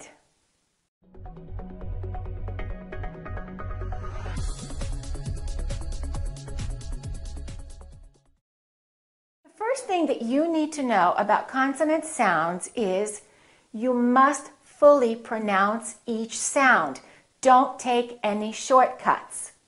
Most of us are not really aware of what we're doing with our mouth when we're speaking our native language. We don't have to think about, is my tongue touching the top of my mouth, or is my lower lip touching my teeth? But When you're learning another language, it's really valuable to become aware of what's really happening to produce sounds. One of the biggest mistakes that non-native speakers make when they're speaking English is that they're not fully pronouncing every consonant. Let me give you an example. Instead of saying, I need $5, people might say, I need $5. That V in the word five just kind of disappears. So the first question I want you to ask yourself is, am I pronouncing every consonant? Am I moving my mouth? If you tend to speak quickly in your native language, be especially careful when you're speaking English. If you're used to moving your mouth really quickly or maybe even mumbling and talking like this can be really dangerous. So let's develop an awareness of what really happens in the mouth when we're speaking. Well, sometimes we use our lips, right? So if I say b, b, b or p, p, p, I'm putting my lips together. Both my upper lip and my lower lip are working. B. So when I say probably, we have a p, b, b. Probably. My lips have to open and close 3 times. So don't take any shortcuts. Don't say probably, probably. Say probably. Fully move your lips and fully pronounce each sound. And I don't expect you to sound exaggerated and to speak like this. No, that's not what I'm talking about. What I mean is just take your time and move your mouth well. And sometimes we move our tongue. L, l, l, n, n, n. So when I say the word general, general, my tongue is moving for the N and it's moving for the L. So when I say in general, my tongue moved 3 times. In general. 3 times touching the top of my mouth. And sometimes people get lazy and they say, in general, in general. In general, I go to the library. Pronounce every sound. In general, I go to the library. Okay, let's just practice pronouncing some consonant sounds by saying some numbers. For example, if I say the number 7, look what's happening in my mouth. 7. Let's write it down.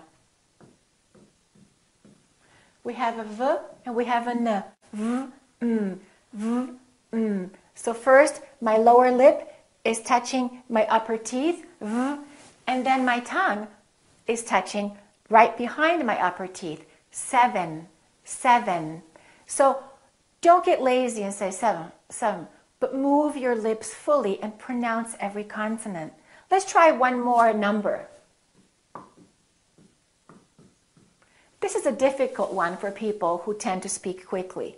Watch me. 12, 12. There's a lot of movement that happened here. First, there was a tongue, t, t, t, touching behind my upper teeth. And then we round our lips for the W, tw, tw. And then the tongue goes up again for the L, l, l. And then the lower lip touches the upper teeth for the V, 12, 12. So I want you to count from 1 to 20 by yourself and practice moving your lips and ask yourself, what am I doing? What is really happening in my mouth? What's my tongue doing? What are my lips doing? And then make sure you speak clearly and well and fully move your mouth.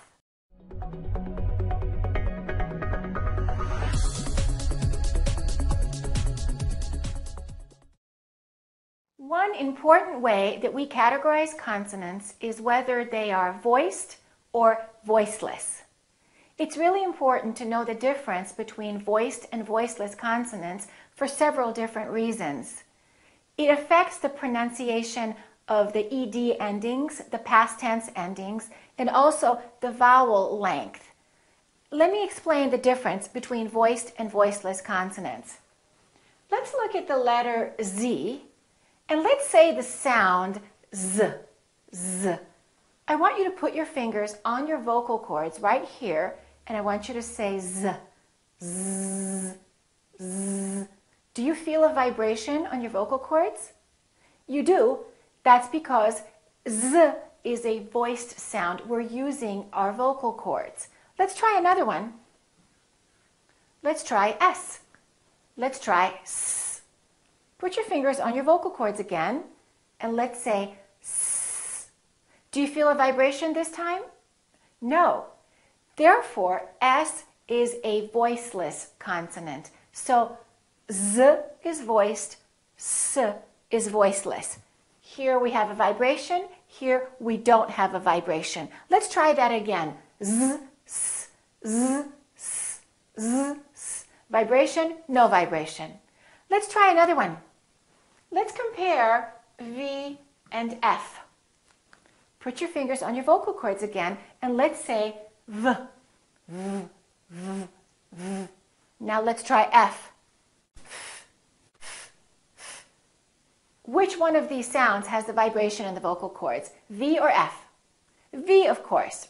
Therefore, V is a voiced sound and F is voiceless. Other than that, the V and the F are exactly the same. Look at my lips. V, F, V, F. The position of the lips is the same, except one is voiced and one is voiceless. One uses the vocal cords and one doesn't. So why is it so important to know whether a sound is voiced or voiceless?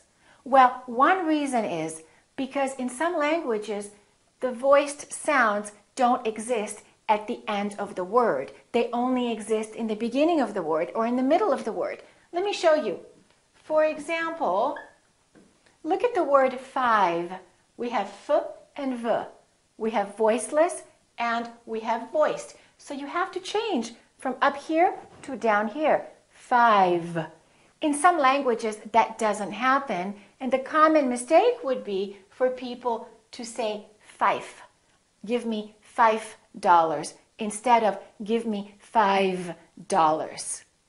So if you go through the alphabet, and if you go through all of the consonants, you can discover whether the sound is voiced or voiceless by feeling the vibration on your vocal cords. Let's practice a few more sounds and you can tell me whether the sound is voiced or voiceless. Okay, let's try T and D. T and D. T, T, T, D, D, D. T, T, T, D, D, D. Which one is voiced? D, D. D is voiced. So this one is voiced and this one is voiceless.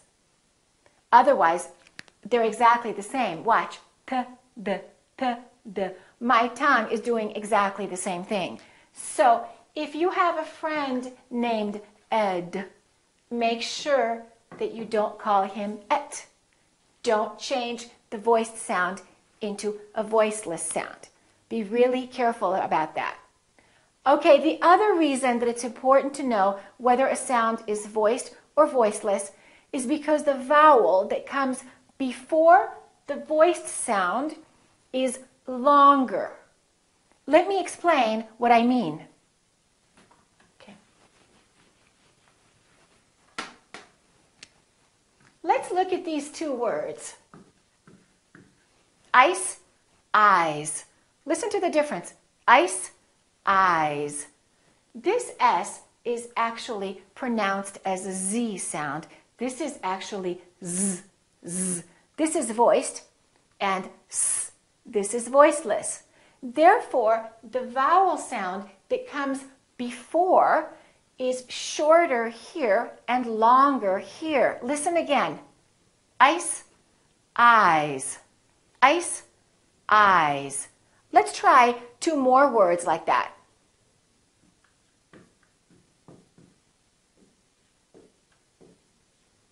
We have K and we have G.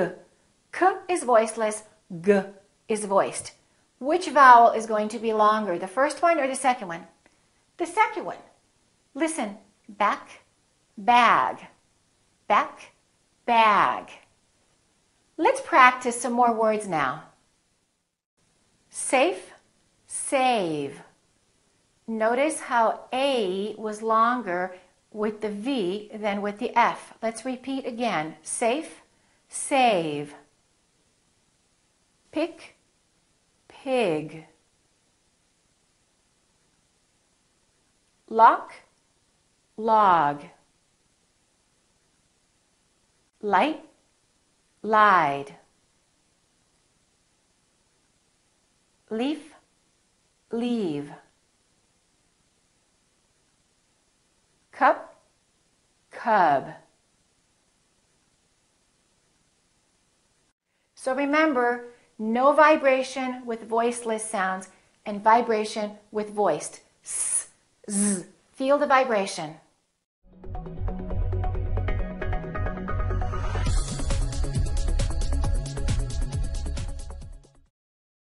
Now we're going to talk about the TH sound, which is one of the most difficult sounds for people to make because it doesn't exist in most other languages. When we produce the TH, the tongue position is the most important thing you need to know. What is the tongue doing exactly? Well, the tip of the tongue is touching your upper teeth. And there's an airflow coming out while the tongue is touching the upper teeth.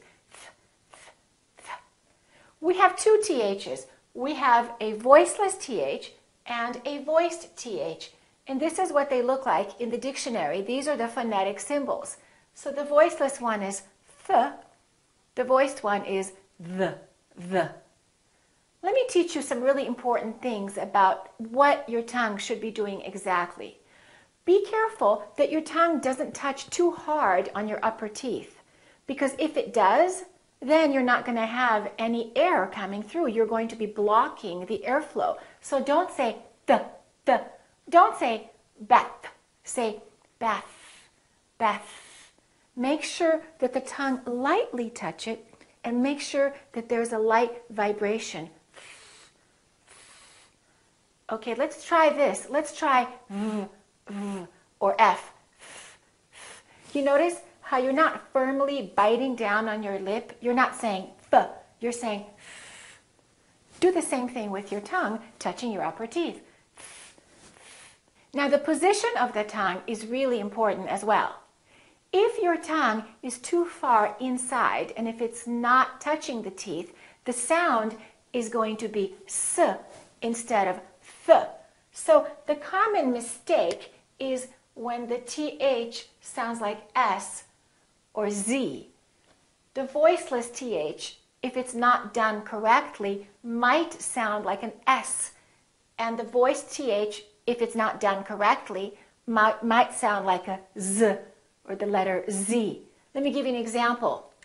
Some people, instead of saying south, they say souse, souse, because they're pulling in their tongue too much. So make sure that your tongue touches the teeth. It doesn't have to be very visible. You don't have to say south. If you speak like that, it could really slow down your speech. If you say, thank you for that birthday present, that's just not realistic. So if you notice, American people don't really stick out their tongue very much when they're producing the TH, but they do touch the teeth with the tongue. Now, another warning, don't touch the teeth too hard. If you do that, it's going to sound like t. So it's not t, it's f. It's not d, it's v. Don't block the airflow with your tongue. Okay, let's practice some words now. Let's pronounce the TH when it's at the end of the word, because that's the easiest location for the TH.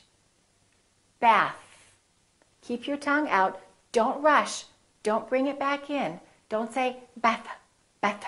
Keep it out. Bath. Let's try some more. Both. Both. One more. Math. Math. Keep the tongue out. Let it vibrate. Let's try the TH in the beginning of the word. Thank you. Thank you. Thursday. Thursday. Let's try it in the middle of the word. Father. Father. And the is voiced, so there's a vibration on our vocal cords. Father. Mother. Mother. All right, let's try some sentences now. I'm thirsty. Is there anything to drink in this place? I thought it was on Thursday at 3:30.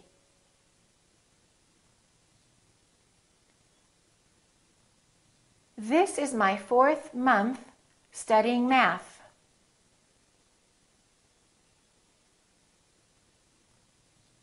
Both my mother and my father are healthy.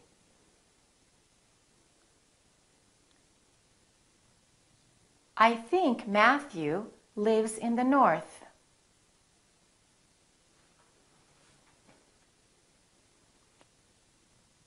Remember, it's about the position of your tongue. Make sure it touches the teeth lightly. Keep practicing.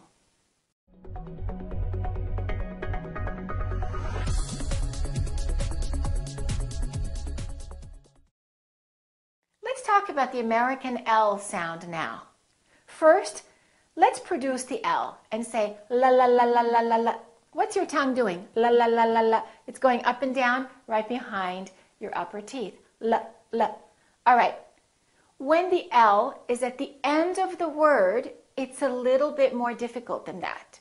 So the American L isn't released. So we don't say la. We don't say call me, call Bill. We say call Bill. So the tongue is relaxed and it touches right behind the upper teeth and it stays there. So the American L is prolonged. It's softer and longer. Oh. Repeat after me. Oh. So we don't say call, we say call. If you're an Asian speaker, be careful. In a lot of languages like Chinese or Korean or Japanese or Vietnamese, the L doesn't occur at the end of the word. So the common mistake would be to say call instead of call. So the mistake is to just keep the tongue down and not use the tongue at the end of the word. So don't say call me, say call me, call me. We want to hear a good, clear sound. Let's practice a few words. Feel, school. So don't say school, but don't say school. Say school. Keep your tongue up, directly behind the upper teeth. However, when the tongue is up, don't pull it farther back. It might start sounding like an R. So wall might start sounding like war if you start pulling it back. So keep it in the front, right here, right by your teeth. Call. All right, let's practice a few more words. Feel, ill, feel ill. Awful, film, awful film. So don't say film and don't say film. Say film. Little animal, little animal. Keep the tongue up right behind your teeth. Prolong the sound. Let's practice a few sentences now. I'll call you to tell you about the film. I'll call you to tell you about the film. I feel terrible about the political scandal. I feel terrible about the political scandal. I think I'll be able to handle it by myself. I think I'll be able to handle it by myself. You'll do well at school. You'll do well at school. So remember, you need to prolong the L, keep it right behind the upper teeth.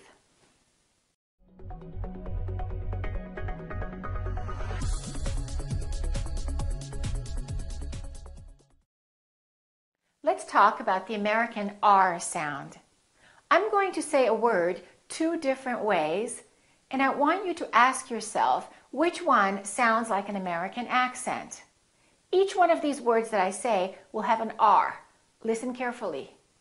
Full, for. Here, here. Teacher, teacher. Robert, Robert. The second one sounds like an American accent, right? So the most important thing that you need to know is that the American R is never silent. The first one that I did was a British R. In British English, people generally don't pronounce the final R, the R at the end of the word. So they say teacher. Americans say teacher. For more. So let's practice the American R. How do we make the American R? Well, what you have to remember is that the tip of the tongue should never touch the top behind your upper teeth. Don't say r, r, r. That's a foreign accent. So somebody from Russia might say, I'm from Russia. R. That's called a rolling R. That sounds like a foreign accent to American speakers. So the American R, the tip of the tongue curls and we pull it back. So the tip of the tongue is not touching, it's just pulled back, curled up a little bit. Let's practice. For, here. So the American R is never silent. It's not silent at the end of the word and also before another consonant. Let me explain. British people would say learn. Americans would say learn. So we have this RN combination, R plus consonant. Let me show you one more. RM. British would say German. Americans would say German. German. Learn German. Let's practice a few more words. British people would say Robert, so don't say Robert. Americans would say Robert. Robert Parker. First person. Don't say first person, say first person. Curl your tongue and pull it back and make a strong R. All right, let's practice some sentences now. Their computer isn't working. Their computer isn't working. I gave her 4 other pictures. Let's say it more quickly now. I gave her 4 other pictures. Her 4th birthday is on Thursday. Her 4th birthday is on Thursday. There are many more over there. There are many more over there. We were the first to arrive at the park. We were the first to arrive at the park. So remember, good, strong sound. Curl your tongue and pull it back.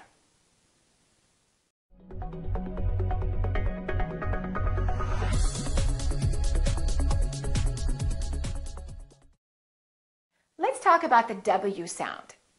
The W sound, W, doesn't exist in a lot of other languages. So many people either don't pronounce it or they pronounce it incorrectly. W. Let me show you how to produce it. First of all, you need to round your lips, W, W, and you need to have a lot of air coming through. So make sure that your vocal cords are vibrating and that there is air coming out of your lungs. W, W, W. Kind of like when you're blowing a balloon. Let's practice a few words. W, W, wait. Wait for me. A common mistake is for people to use the lower lips and for the lower lips to touch the upper teeth. That changes it. So don't say wait for me, say wait for me. If you don't round your lips, it's probably going to sound like a V sound. That means the words wine and vine are going to sound the same. So round your lips, blow the balloon. W, w, w. Wait. Let's practice a few more words. Welcome. You're welcome. Always. So don't say always and don't say always. Say always. You're always welcome. Let me show you one more thing about the W.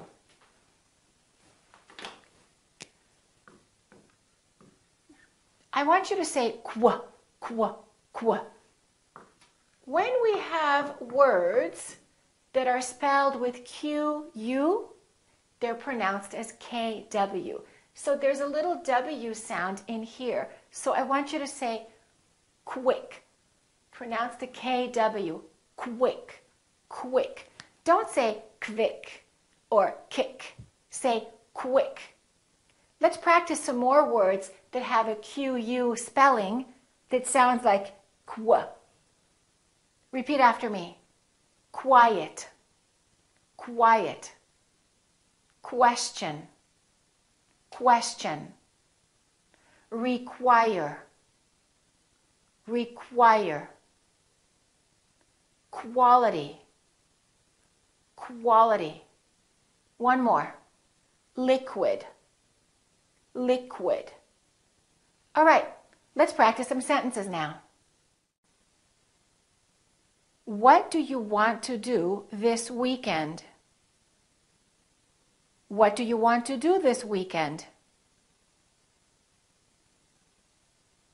I'm always required to work on Wednesdays. I'm always required to work on Wednesdays. She will wear a white wedding dress on her wedding day. She will wear a white wedding dress on her wedding day. I have a quick question about the quality of the watch. I have a quick question about the quality of the watch. There are always 12 women with the children. There are always 12 women with the children. We wish we were with our wives. We wish we were with our wives. So remember, round your lips and let the air flow through.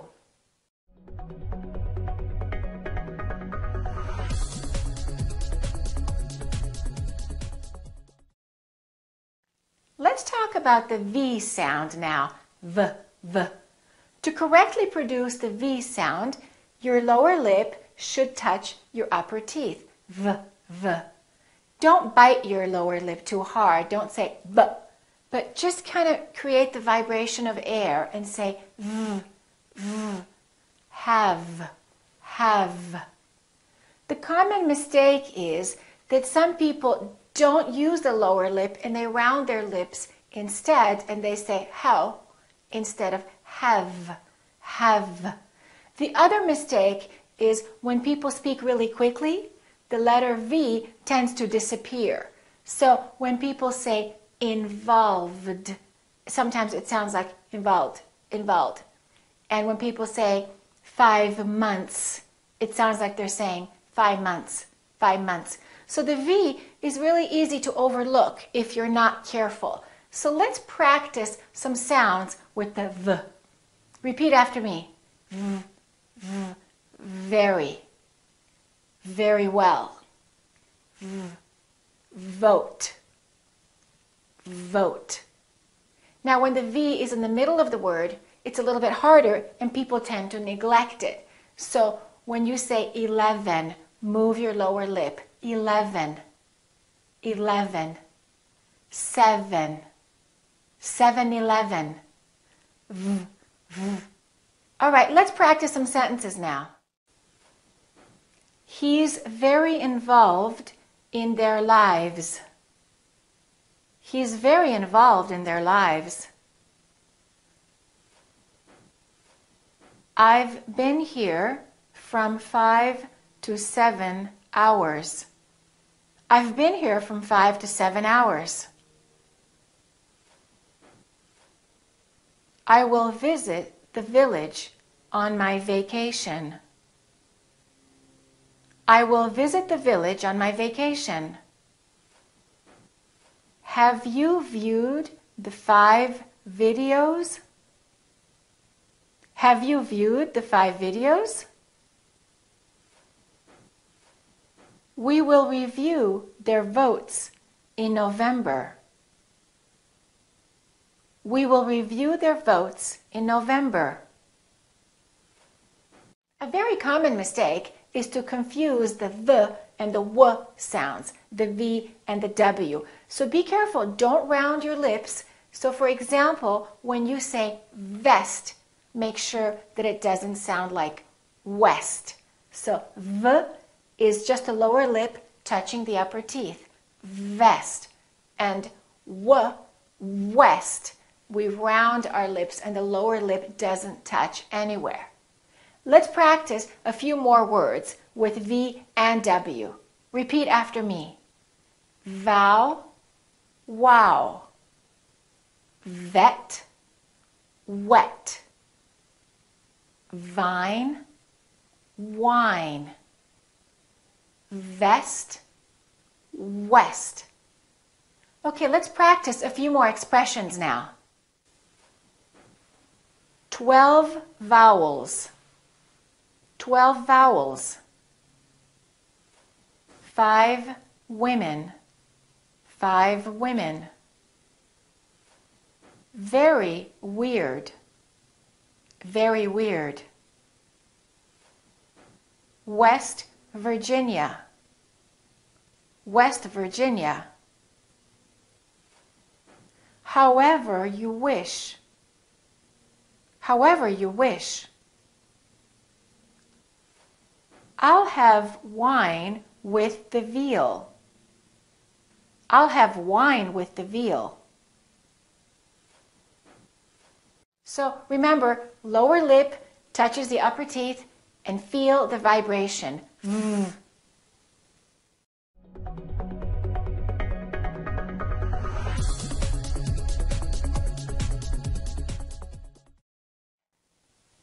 Let's talk about the S and the Z sounds. This can be confusing and difficult because in English, very often a word is spelled with an S sound, but it's actually pronounced with a Z sound, with a Z. For example, the word has. It's spelled with an S, but the sound is actually Z, has. Here's another one. This S, we don't say backs, we say bags. So the S is pronounced like a Z in some very common words. So let me teach you a rule of how to know if the S should be pronounced as S or as Z. One way to know is whether the consonant before the S is voiced or voiceless. For example, if we say book, this K is voiceless. K, k, k. Therefore, the S that comes after that also remains voiceless, which is a S. Therefore, one voiceless sound next to another voiceless sound. Let me give you another example. The word laugh. This GH is actually an F sound, right? F, f, f. There's no vibration in my vocal cords, so the F is actually a voiceless sound. So that means the S that follows it will also be voiceless, and we will say laughs, laughs. Look at this word. Live, live. This is a voiced sound. V, v. Therefore, this S is also going to be a voiced sound, which is a Z. Lives, lives. Laughs, lives. Let's try some more. Remember, K is voiceless, so book, books. Let's think of some more words that finish with a K sound. Like, likes, she likes. Cook, she cooks. It's voiceless because the consonant is voiceless. Let's try a few more voiced sounds. Feel, vibration in my vocal cords. That's a voiced sound. Therefore, the S sounds like Z. Feels, feels. All right, now I'm going to say some words, and you decide if the word at the end is going to have a S sound or a Z sound. I'm going to say it with no S, and then you try adding an S and try to figure out if it's S or if it's Z. All right, let's try. Care, care. Let's add an S to that word.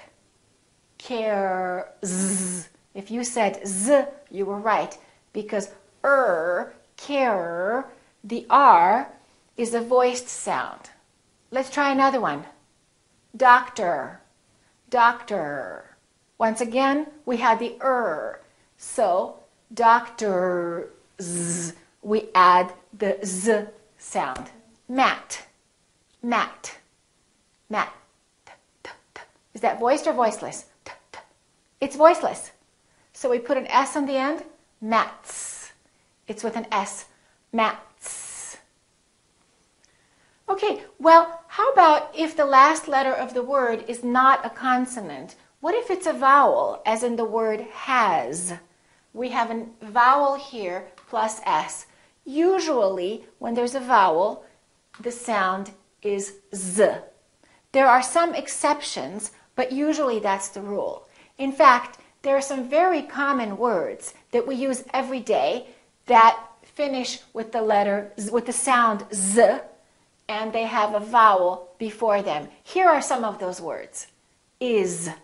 We don't say he is my friend. We say he is my friend. Another word is was. Because. These. Those. Please. Always.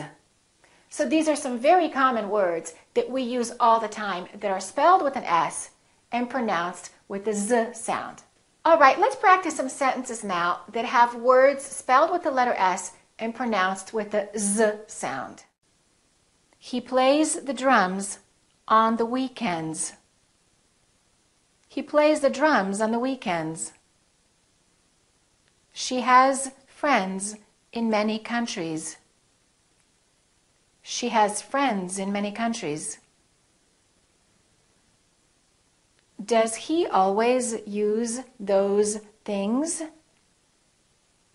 Does he always use those things? It rains and snows in these areas. It rains and snows in these areas. So remember, when it's a voiced consonant followed by an S, the S sounds like Z.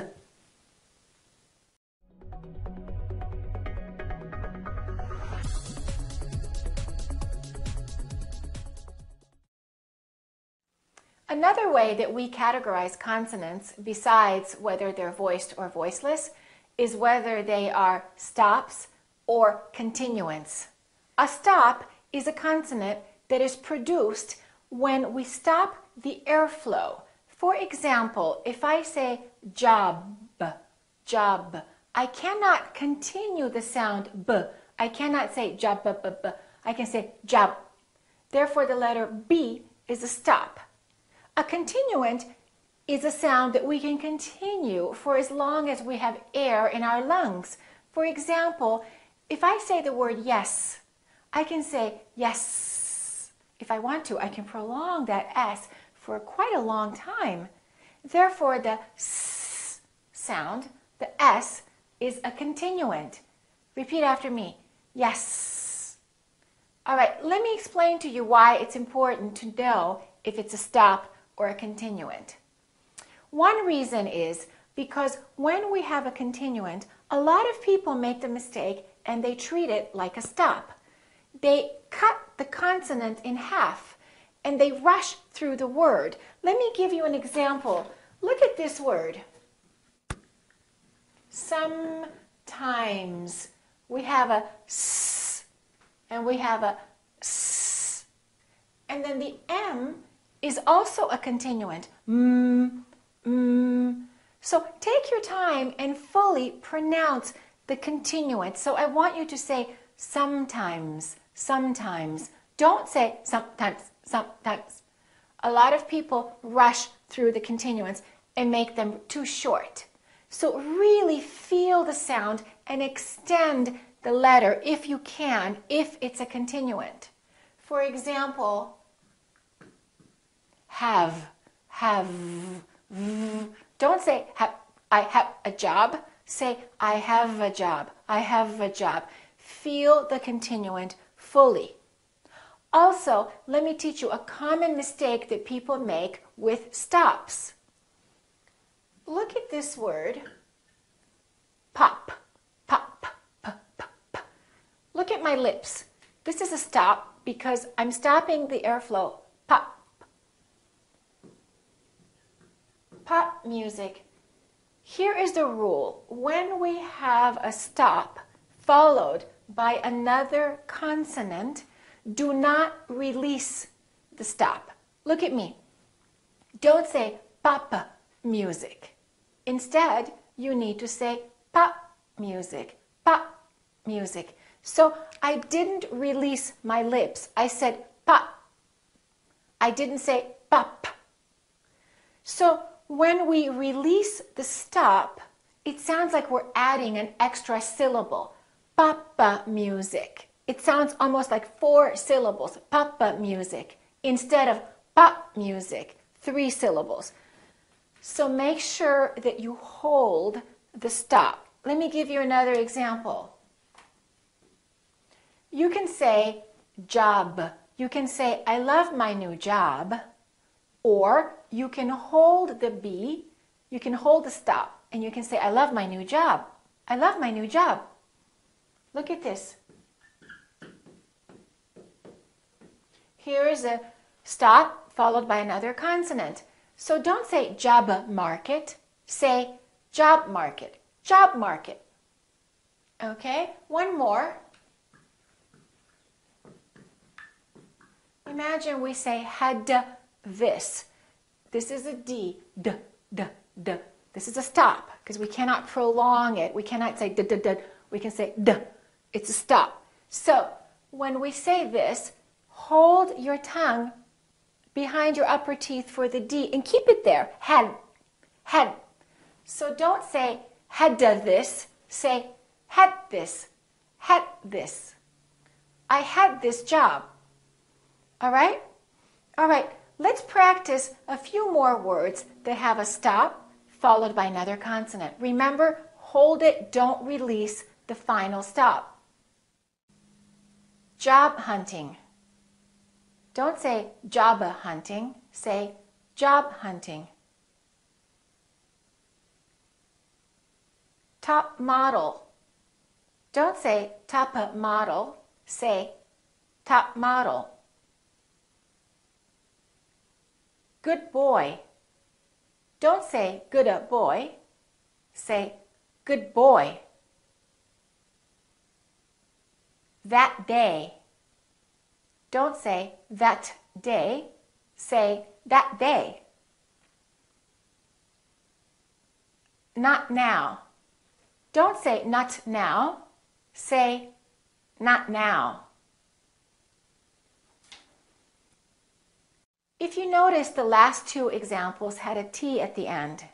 It's particularly important not to always release the T at the end of sentences because that will make your accent sound foreign.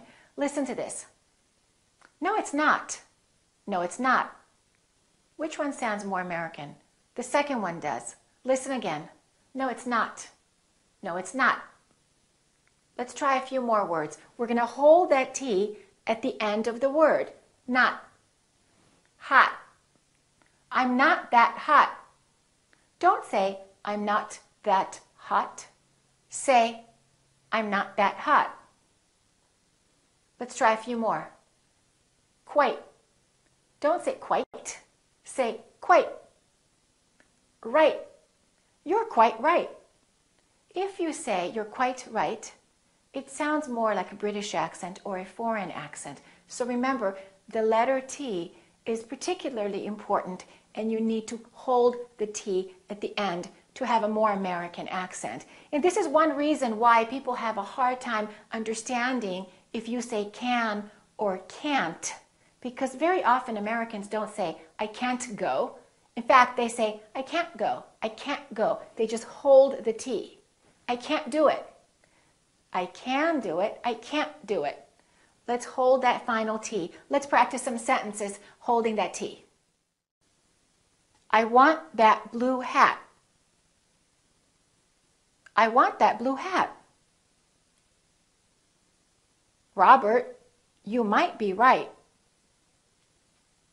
Robert, you might be right.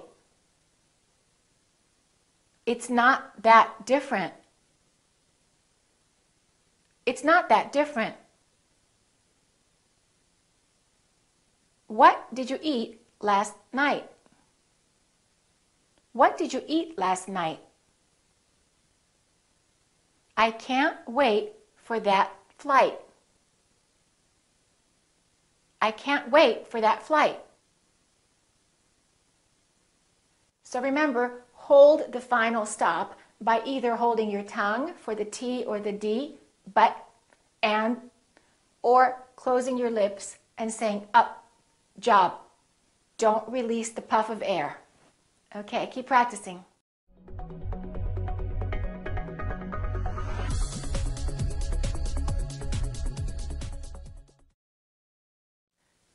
Okay, let's practice another T sound that is very American. I'm going to say one word in two different ways, and I want you to ask yourself which one sounds American. Listen carefully. City, city. Ability, ability. Better, better. Water, water. It is, it is. The second one is an American accent. All of those words that I said had a T in it, but the T didn't really sound like t, t. No, it didn't. It sounded more like a d sound, d. Let me explain. When the T is between two vowels, the T sounds more like a D sound, or what we call a very fast D. So, for example, when we say the word better, we have a vowel, T, and another vowel. This T changes and it becomes this fast D sound. So we don't say better, we say better, better. So it's not a really strong D. It's not better. It's a real quick r, r, r. Better, better. Look again. We don't say city, we say city, city. That's a big city. That's a better city. All right, this also happens when the T is between two vowels, even when the words are separate.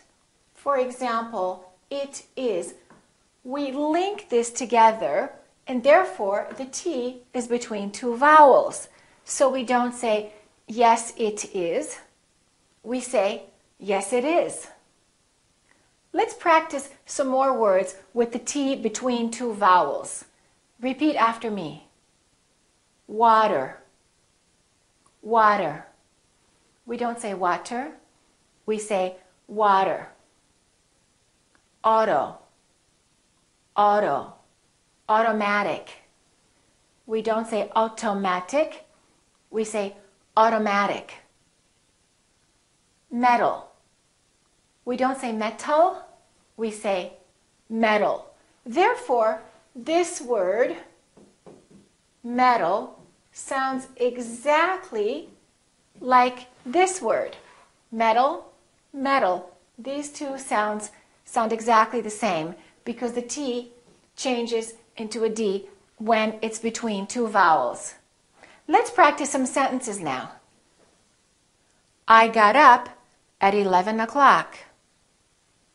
Don't say, I got up at 11 o'clock. Say, I got up at 11 o'clock. Do you want to get in or get out? Don't say, get in and get out.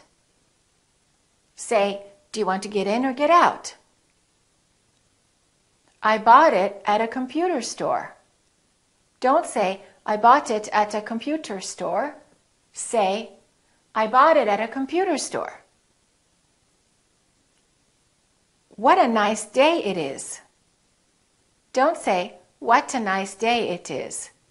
Say, what a nice day it is. And by the way, this is not considered lazy or sloppy or casual speech. This is a standard American accent.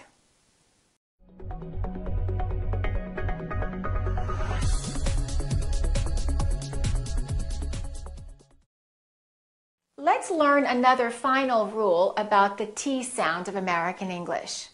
I'm going to say one word 3 different ways, and I want you to ask yourself which one sounds like an American accent. Listen carefully. Written, written, written. Button, button, button. Forgotten, forgotten, forgotten. The third one is an American accent. Let me explain to you what I just did, and let me show you how to produce it. When we have a T followed by an N, the T is held. So we hold our tongue right here behind our upper teeth and we don't release it. We smoothly just go directly to the N sound without moving our tongue down. So we don't say written, we don't say writ, t, t. We say writ, Just move your tongue forward to go directly to the N. This E kind of disappears. It's not pronounced. So it's basically the T and the N that are next to each other. Written. Keep your tongue up. Don't release it. Let the air just come out through your nose for the N sound. Listen. Written. Written. Let's try another word.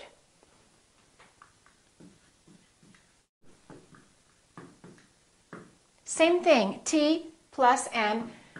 This AI, these 2 letters are not pronounced. We don't say mountain, we say mountain, mountain. This syllable is stressed, therefore the second syllable is reduced and the vowel disappears.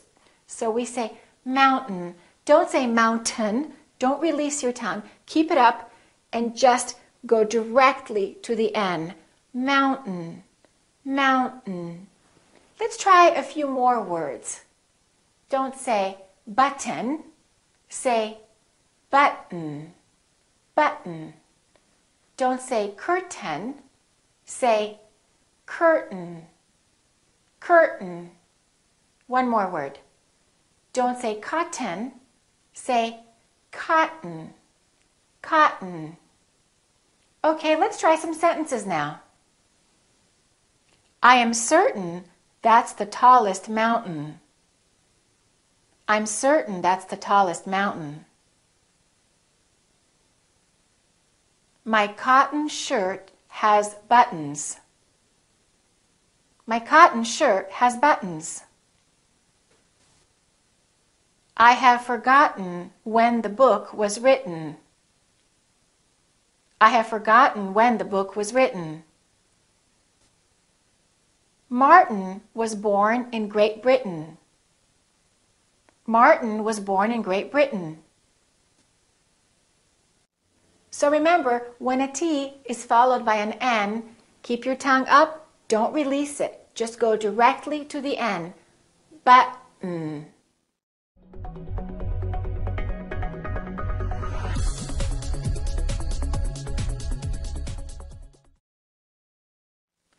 Let's learn how to pronounce a very common sound in English. It's the ing sound, ing.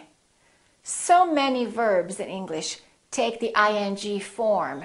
I am going, I have been working, what will you be doing? Let's learn to correctly pronounce that sound now. I'm going to say an ing word in 3 different ways. Listen carefully. The last way is the correct accent. The first 2 are not correct. Listen. Going, going, going. Doing, doing, doing. Thinking, thinking, thinking. So, when I pronounce the ng sound, the G is in the back, g, g, g, g. Repeat after me, g, g, g. What is your tongue doing? Your tongue is touching in the back, g. However, the G is not releasing very much. So when you produce the G, let the G just kind of stay there. Going, going, going. Don't release it. Don't say going. At the same time, some people think they don't have to pronounce the G, and then they just produce the N before the G, and they produce it in the front of their mouth, and they say going, doing. Be careful about that. Don't do that. Some Americans do speak this way, but that's considered a very sloppy speech, kind of like street language. Educated people don't say, what are you doing? Educated people say, what are you doing? Let's practice a few words. Remember, raise your tongue up in the back and try to keep it up there. If you release it, you can just release it a tiny little bit, going, going, tiny bit, soft release or no release at all. It's kind of a nasal sound. Let's practice. Thinking, working, practicing, interesting, thing. All right, let's practice a few sentences now. I am thinking about buying the ring. I'm thinking about buying the ring. Who are you bringing to the wedding? Who are you bringing to the wedding? I love swimming, running, and playing tennis. I love swimming, running, and playing tennis. Remember, don't release your tongue and don't just produce the N in the front. It's a sound in the back. Okay, keep practicing.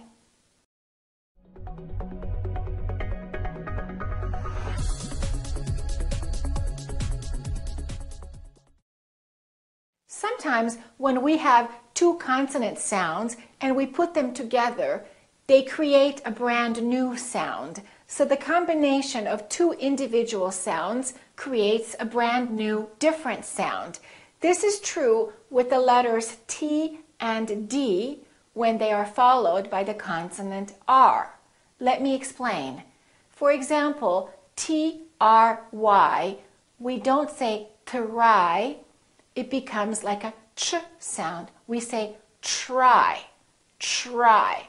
So the TR together make this sound almost like a CHR, almost like ch, but it's a softer one. It's try, try. So let's look at some words that are spelled with TR. Try, travel. We don't say travel or travel. We say travel. Tradition, tradition. Let's try a few more.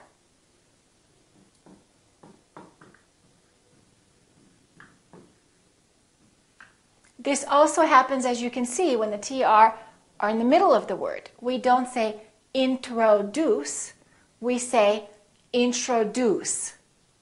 We don't say control, we say control. Control. The same thing happens when we have a D plus R. DR. We don't say dr, we say dr, dr. So we don't say dry, we say dry. So this DR sort of becomes like the letter J, j, j, or the phonetic symbol looks like this. If you look in your dictionary, this is the symbol. It's j, j, except it's a little softer and a little shorter. It's not dry, it's j, dry. Just use the tip of your tongue a little bit. J, j, j, dry. All right? So this DR becomes kind of like dr, dr. Let's try a few more words. We don't say drama, we say drama, drama. We don't say drop, we say drop. Let's practice a few more words.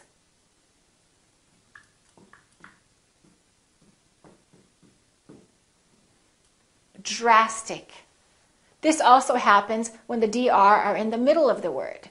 Address. We don't say address, we say address.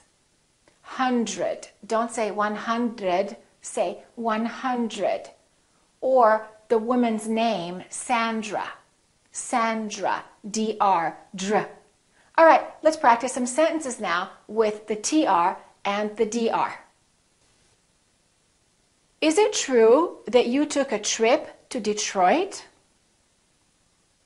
Is it true that you took a trip to Detroit? That was an interesting trick.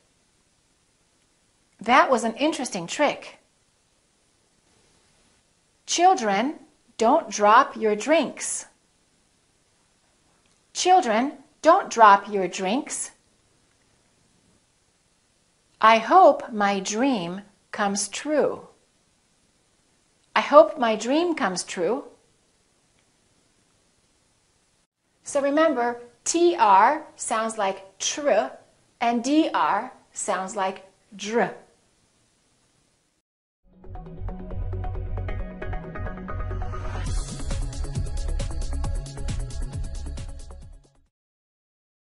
Let's talk about what happens when the T and D are followed by a U sound.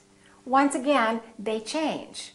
So when the T is followed by a U, for example, in the word actually, we don't say actu, we don't say actually. The T becomes kind of a CH sound. So we say actually, actually. So the T and U create a new sound, and it sounds kind of like ch. Let's try a few more words. Let me show you. We don't say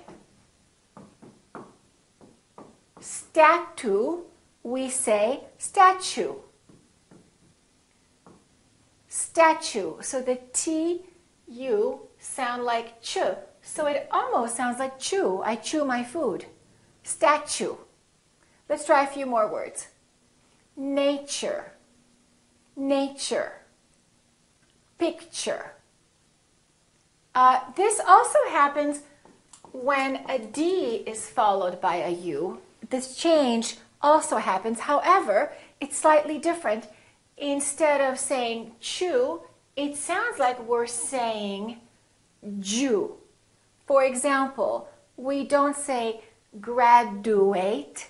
It sounds like we're saying graduate. Repeat after me. Graduate. Graduation. Let's try a few more words. We don't say educate, we say educate. Education. Schedule. We don't say schedule, we say schedule. One more word.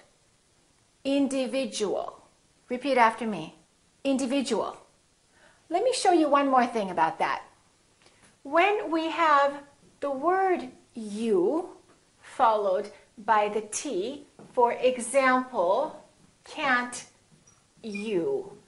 This T also becomes kind of a CH sound, so we don't say can't you, we say can't you? Repeat after me. Why can't you do it? Aren't you? We don't say aren't you, we say aren't you? Aren't you hungry? Won't you? Again, we combine them and we say won't you? Why won't you come? Why won't you help me? And let's look what happens when a D is followed by you. For example, the word did. We don't say did you. Some people might say did you, but a lot of people, in fact, most Americans will say did you? Did you go? Did you call me? Did you do it? Could you becomes could you. Would you becomes would you. Would you like something to eat? All right, let's practice some sentences with all of this stuff that we just learned about the D and the T sounds. Would you like to see the schedule? Would you like to see the schedule?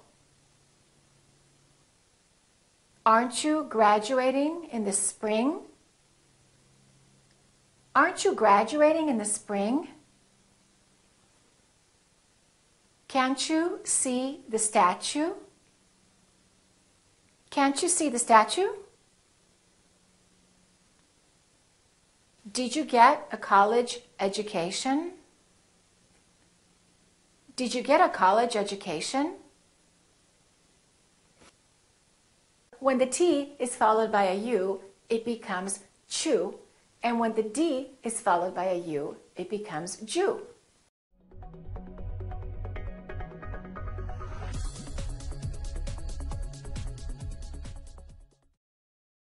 Let's talk about the ED endings that form the past tense of regular verbs.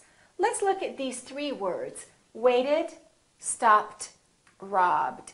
Let's learn how to pronounce the ED endings of these three words. We have three different ways to pronounce the ED. Listen to this. Waited, waited. So this ED has an extra syllable. So we actually say waited. However, here we don't say stopped and we don't say robbed. So the rule changes. Listen to this one. Stopped, stopped. What happened to the ED? It became a T, stopped. Listen to this. Do we say robbed? No, this one is not a T. This one is robbed, robbed. So this one becomes a D. So we have three possible choices. We have ed, t, or d. This is what makes the past tense in English a little bit problematic. I'm going to teach you the rule now so that you can fix these mistakes. All right, here's the first rule. If the last letter of the verb is either a T or a D, we add the extra syllable. Once again, the last letter of the word is what matters. For example, need. The word need ends with a D. So we say needed. We add an extra syllable. Let's practice another word. Paint. Paint ends with a T. Therefore, the past tense is painted. Let's practice a few more words that fall in this category. Wait, waited. Need, needed. Complete, completed. Attend, attended. Count, counted. Invite, invited. All right, let's look at the second rule. Look at the word stopped. It's not followed by a T or a D. We have the letter P. P is a voiceless consonant.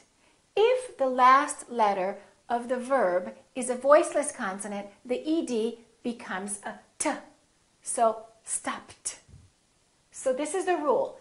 Last letter, voiceless, turns into t. Let's practice some more voiceless consonants. Here's another verb, work. K, k, k. That's a voiceless sound. So the past tense of work is not going to be worked. It's going to be t. Worked. Worked. Let's practice a few more words with the voiceless consonant.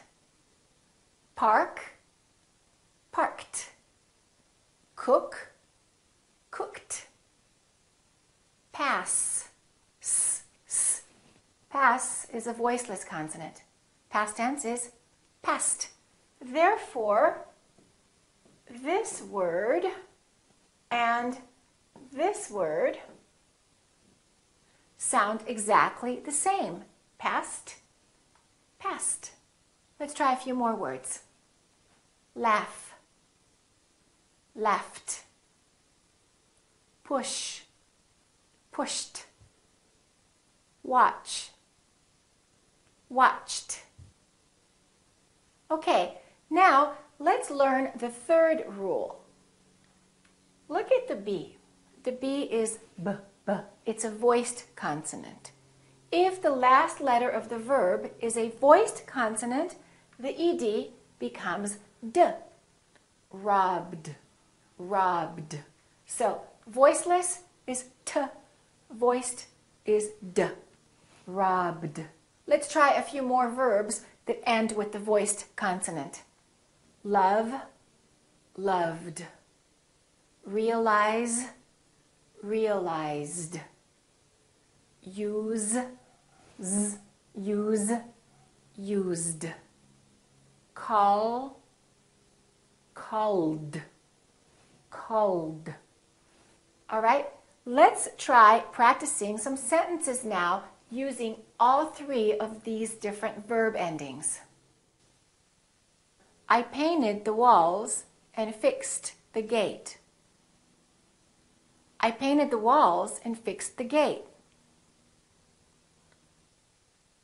I cooked a meal and washed the dishes.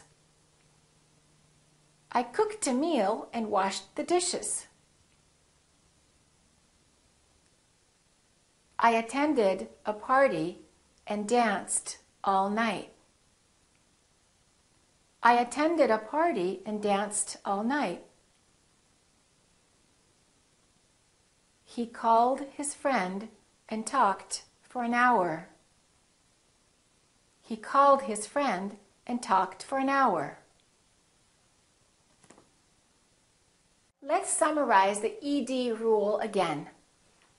If the last letter is t or d, we add an extra syllable. Wait, waited. Attend, attended. If the last letter is a voiceless sound, we keep the t. Stop, stopped. Work, worked. If the last letter is a voiced consonant, we add the d. Rob, robbed. Use, used. Okay.